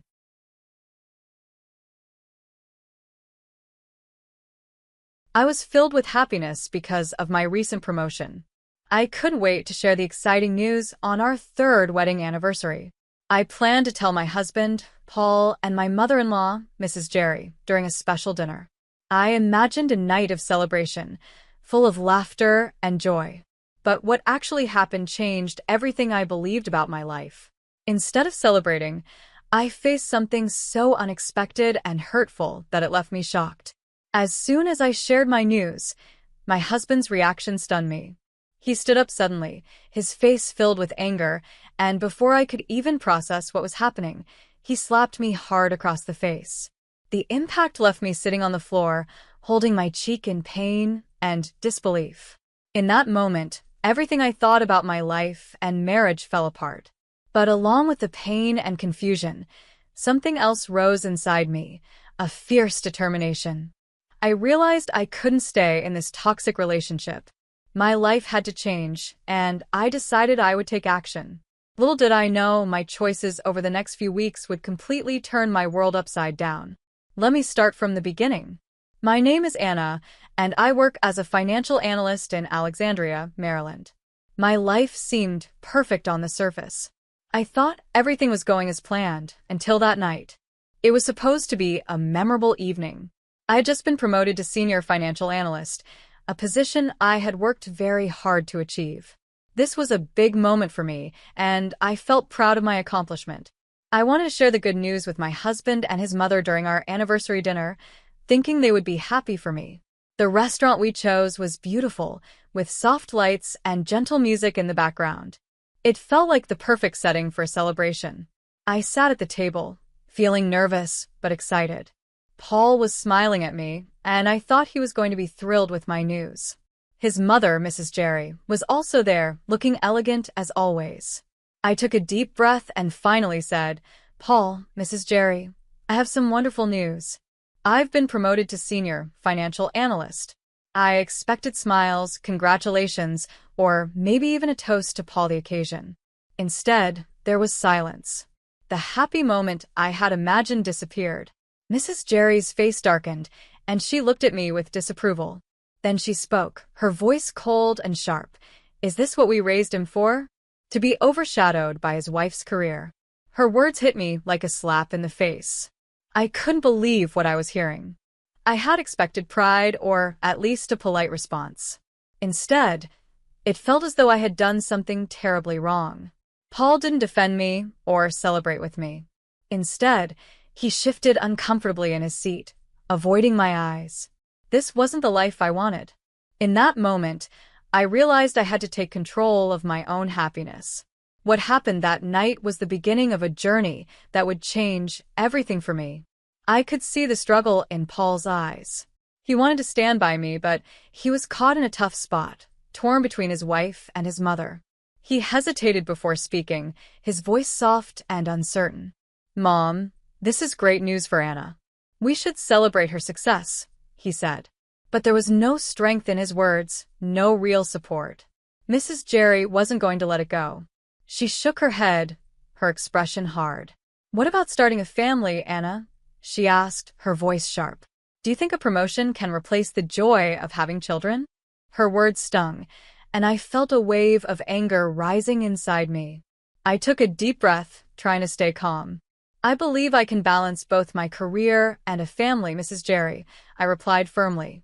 "This promotion means a lot to me." Paul lowered his head, staring at the table instead of looking at me. "Anna," he said quietly, "maybe we should think about what Mom is saying?" His tone was cold and distant, and my heart sank. This wasn't the man I thought I had married. Where was the supportive partner I had always believed he was? I straightened up and replied, trying to keep my voice steady. "I can't just quit my job to please your mother, Paul. I've worked hard for this. I deserve respect for my efforts." My voice was calm, but inside I felt hurt and frustrated. The air around us grew tense, and I could feel the eyes of other people in the restaurant turning toward our table. Paul's expression changed, and frustration flashed in his eyes. His voice grew sharper. "You're being unreasonable, Anna," he said. "You're my wife, not my competitor. Why can't you see that?" His words hurt more than I could have imagined. They felt like a blow to my heart. I swallowed hard, my voice trembling. "This isn't a competition, Paul. I wanted to share my success with you, to celebrate it together." Tears welled up in my eyes, but I fought to hold them back. Mrs. Jerry leaned forward, her eyes narrowing. "You need to think about what's best for the family, not just your career ambitions," she said coldly. I felt trapped, cornered by their words. My voice rose with anger and desperation. "This is who I am, and I won't give it up, not for anyone." Paul suddenly stood, the tension in his body clear. "You don't understand," he said, his voice rising. "You're putting your career above everything else. Marriage is about sacrifice." In that moment, I saw the deep influence his mother had over him. It twisted his views of marriage into something that felt suffocating. I had always believed we were partners, but now I felt like a stranger in my own life. "Sacrifice doesn't mean losing yourself," I shot back, my cheeks flushed with heat. "I deserve to follow my dreams, too." The argument hit its peak, and what happened next shocked me to my core. Paul raised his hand and struck me across the face. The sound of the slap echoed through the restaurant, and everything went silent. Conversations stopped as people turned to stare. I sat there, frozen in disbelief and pain. My world had just shattered in a single moment. I fell to the floor, completely shocked and confused. For a moment, everything seemed to stop. I couldn't believe what had just happened. My heart was racing, and I felt the sting on my cheek, both from the slap and from the deep betrayal by someone I loved. As I lay there, tears streaming down my face, a painful realization hit me. This moment was a turning point. The trust one had in Paul was broken, shattered into pieces in an instant. Deep inside, I knew I couldn't stay in this toxic situation any longer. I pushed myself up from the floor, my hands trembling and my heart pounding. A surge of determination rose within me. I wasn't going to let this moment define me. I wouldn't let myself become a victim. I had to take control of my life. What had started as an evening of joy and excitement had turned into chaos and pain. As I looked at Paul and his mother, Mrs. Jerry, it became clear that this wasn't just an argument. It was a wake-up call. This was my moment to make a choice, to free myself from the heavy expectations that had been suffocating me and to start living life for myself. I turned and left the restaurant. My emotions were swirling: anger, sadness, fear, and a small spark of hope. The cool night air hit my face like a splash of cold water, bringing me back to reality. I felt humiliated, not only by Paul's actions, but by how the whole evening had unfolded. It was supposed to be a night of celebration, but it had turned into a nightmare. As I drove home, I replayed the events of the night over and over in my head. How had things reached this point? How had the man I loved and trusted raised his hand against me? And how had his mother's influence managed to turn him against me? I thought about the life we had built together, the dreams, the plans, the promises. Now it all felt meaningless, like a fragile ship lost in a storm. When I finally reached home, the silence was overwhelming. It was deafening, pressing in on me like the walls were closing in. I dropped my keys on the table and sank into a chair, still in shock. My mind was racing, and I could hear the faint sound of my own heartbeat in my ears. I pulled out my phone and stared at the screen. There were no messages from Paul. No apology, no concern. Nothing. Feeling the weight of loneliness pressing down on me, I decided to call Cheryl, my closest friend and colleague. I needed someone to talk to, someone who could understand what I was going through. After a few rings, Cheryl answered. Her voice was filled with concern as she said, "Anna, is everything okay?" "No, Cheryl," I replied, my voice trembling. "It's not okay. You won't believe what just happened." "What happened?" "Are you all right?" she asked quickly, her tone urgent. I took a deep breath, trying to steady myself. I needed to tell her everything. And in that moment, I realized that sharing my pain with someone who cared might be the first step toward healing and finding the strength to move forward. I announced my promotion at our anniversary dinner, thinking it would be a joyful moment. But everything went wrong. Mrs. Jerry, my mother-in-law, got angry, and then Paul, my husband, did the unthinkable. He hit me. For a moment, silence hung in the air as the shock of what had just happened settled over me. When I called Cheryl, my closest friend, her voice was filled with worry. "Oh my God, Anna. Are you hurt?" she asked, her tone rising with alarm. "I'm fine physically," I replied, my voice trembling. "But emotionally, I don't know. It feels like everything I believed about our marriage has fallen apart." Cheryl's response was firm, like a lifeline pulling me out of my despair. "Anna, you need to get out of that situation. You don't deserve to be treated like this." "I know," I said, my voice cracking. "But it's complicated. We've been together for years, and I really thought we were happy." "Sometimes the people we love change, especially under pressure," Cheryl said gently. "But you need to think about what's best for you now." As I listened to Cheryl, a wave of realization swept over me. I had given so much to this relationship, my time, my energy, and my love. And now, I was left feeling lost and alone. "I think I need to talk to a divorce attorney," I finally said. The words felt strange coming out of my mouth, but also freeing. "Do it," Cheryl said with encouragement. "I'll be here for you every step of the way. You deserve to be happy." After hanging up, I felt a mix of fear and determination. The thought of taking this step terrified me, but it also gave me a sense of control. I knew that if I wanted to reclaim my life, I had to make tough decisions. The next morning, I woke up with a heavy heart but a clearer mind. I called the divorce attorney Cheryl had recommended. "Hello, my name is Anna," I said as soon as the call connected. "I need to file for divorce." "Understood," the attorney replied. "Can you come in this afternoon to discuss the details?" "Yes, I'll be there," I said, hanging up with a sense of resolve. I was finally taking control, one small step at a time. At work, I tried to focus, but the weight of everything that had happened was pressing down on me. During our morning meeting, my boss, Mr. Patrick, noticed my distraction. "Anna, is everything all right? You seem a little off today," he asked gently. "I'm dealing with some personal issues, but I'll manage," I replied, forcing a small smile. "You know you can talk to me if you need to," he said, his voice full of understanding. "Thank you, Mr. Patrick. I appreciate it," I said, feeling grateful for his support. It was comforting to know I had allies at work. Later that day, Cheryl surprised me by bringing lunch to my office.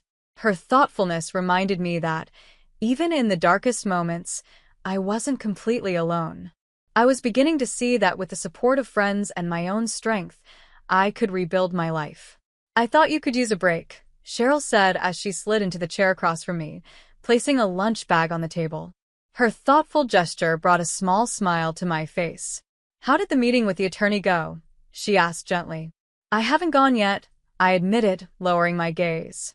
"I'm nervous about what's next. It all feels so overwhelming." Cheryl reached across the table, giving my hand a reassuring squeeze. Just take it one day at a time. You're stronger than you think, Anna, she said, her voice filled with encouragement. Her words sparked a small glimmer of hope inside me. Maybe I was stronger than I gave myself credit for. That afternoon, I threw myself into my work, trying to distract myself from the storm of emotions inside me.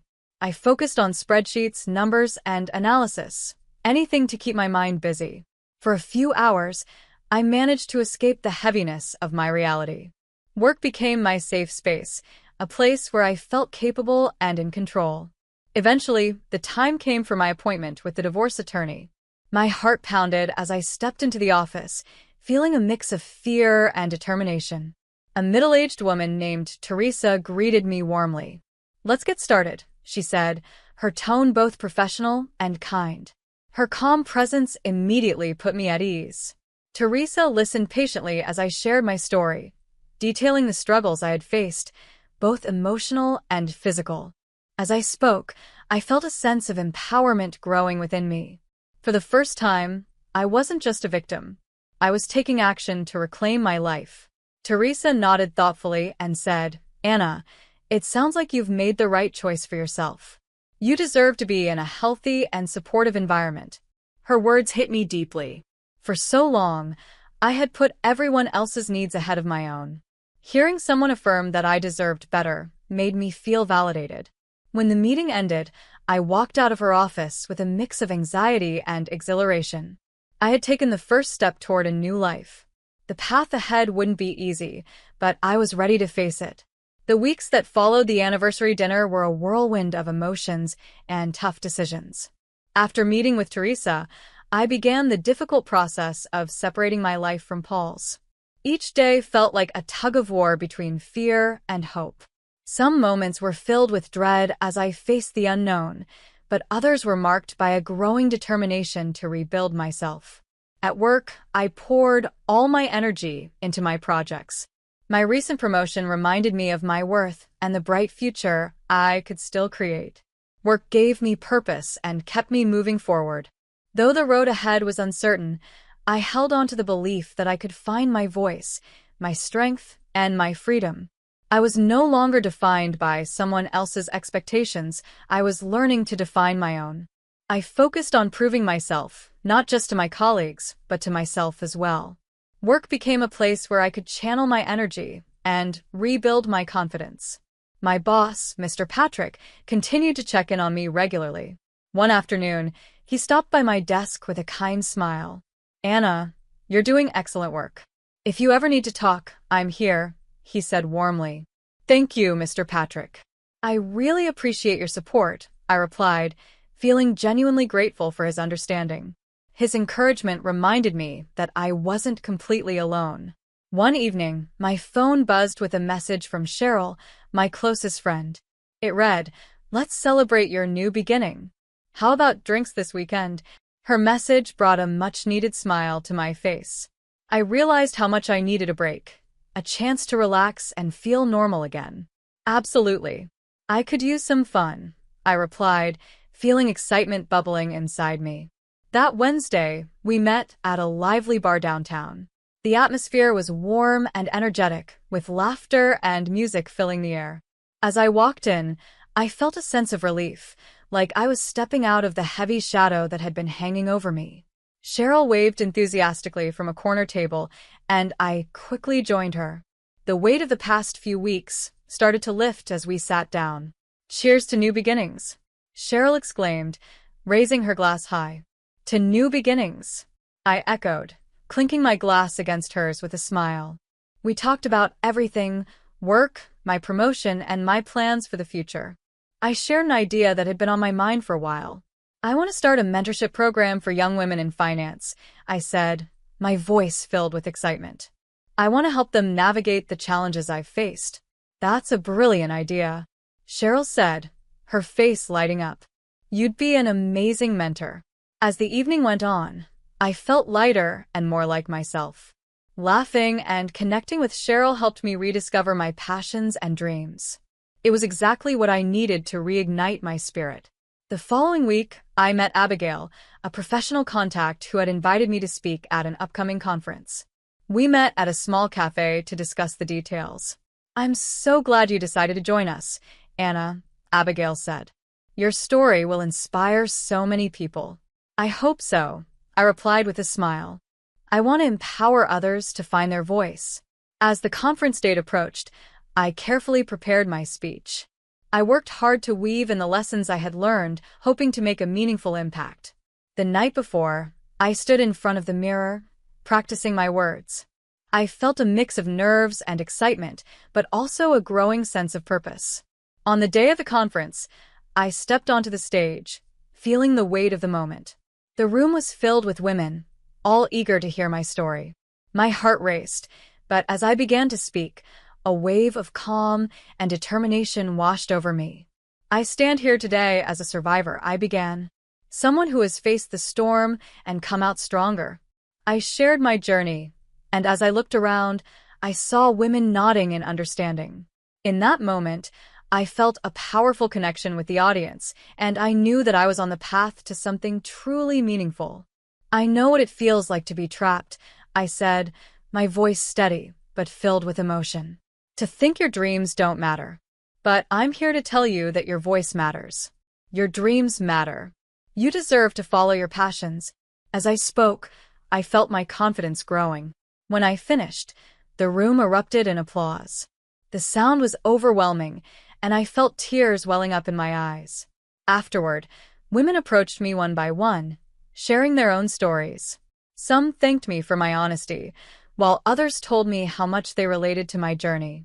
In that moment, I realized something powerful. I wasn't alone in my struggles. These women had faced similar battles, and our connection gave me a sense of hope and purpose that I hadn't felt in a long time. In the days that followed, I focused on turning my newfound strength into action. I began planning a mentorship program to help young women in finance. I reached out to local universities, hoping to connect with students who were eager to carve their own paths in the industry. This new venture gave me a sense of energy and determination.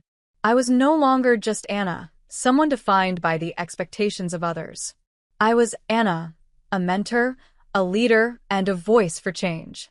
While I moved forward with my new life, Paul continued to reach out to me. He sent messages and left voicemails, apologizing and asking for another chance. But I had made my decision. I ignored his calls and focused on building something meaningful.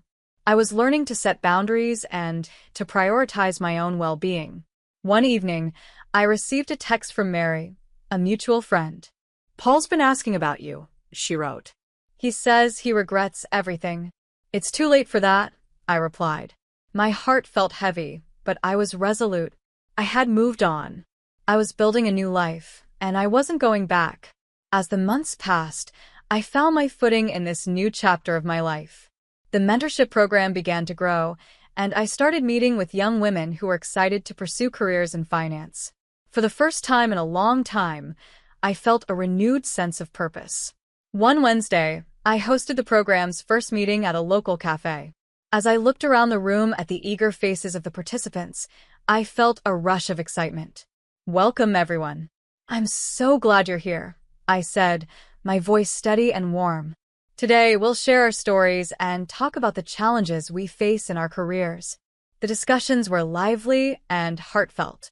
Each woman shared her experiences, and I saw how powerful our connections could be. I wasn't just sharing my story anymore, I was helping others find their voices too. After the meeting, a young woman named Patricia approached me. "Thank you for creating this space," she said, her eyes bright with hope. "I've been struggling to find my place in this industry." "That's exactly why I started this program," I said, smiling. "You belong here, and we'll support each other every step of the way." With each meeting, I felt stronger. I wasn't just surviving anymore, I was thriving, and I was helping others do the same. As I grew more confident in my role as a mentor, I also began exploring new opportunities for myself. Abigail invited me to speak at another conference, and I gladly accepted. This time, I felt less nervous and more empowered. I was ready to share not only my struggles but also my victories. While preparing for my speech, I reflected on how far I had come. I was no longer the woman who felt powerless in a toxic relationship or the one who had been humiliated in front of family. I was Anna, a woman who had risen from the ashes and was determined to make a difference. The day of the conference arrived, and as I stepped onto the stage, I felt a mix of nerves and excitement. Taking a deep breath, I began. Today, I want to talk about resilience and the power of community. Together, we can overcome anything. As I spoke, I saw nods of understanding and encouragement from the audience. When I finished, the applause was thunderous. At that moment, I realized I wasn't just giving a speech, I was connecting with others. I had turned my pain into strength and was now using it to inspire and uplift those around me. Driving home that evening, I felt a deep sense of fulfillment. My past was still part of me, but it no longer controlled me.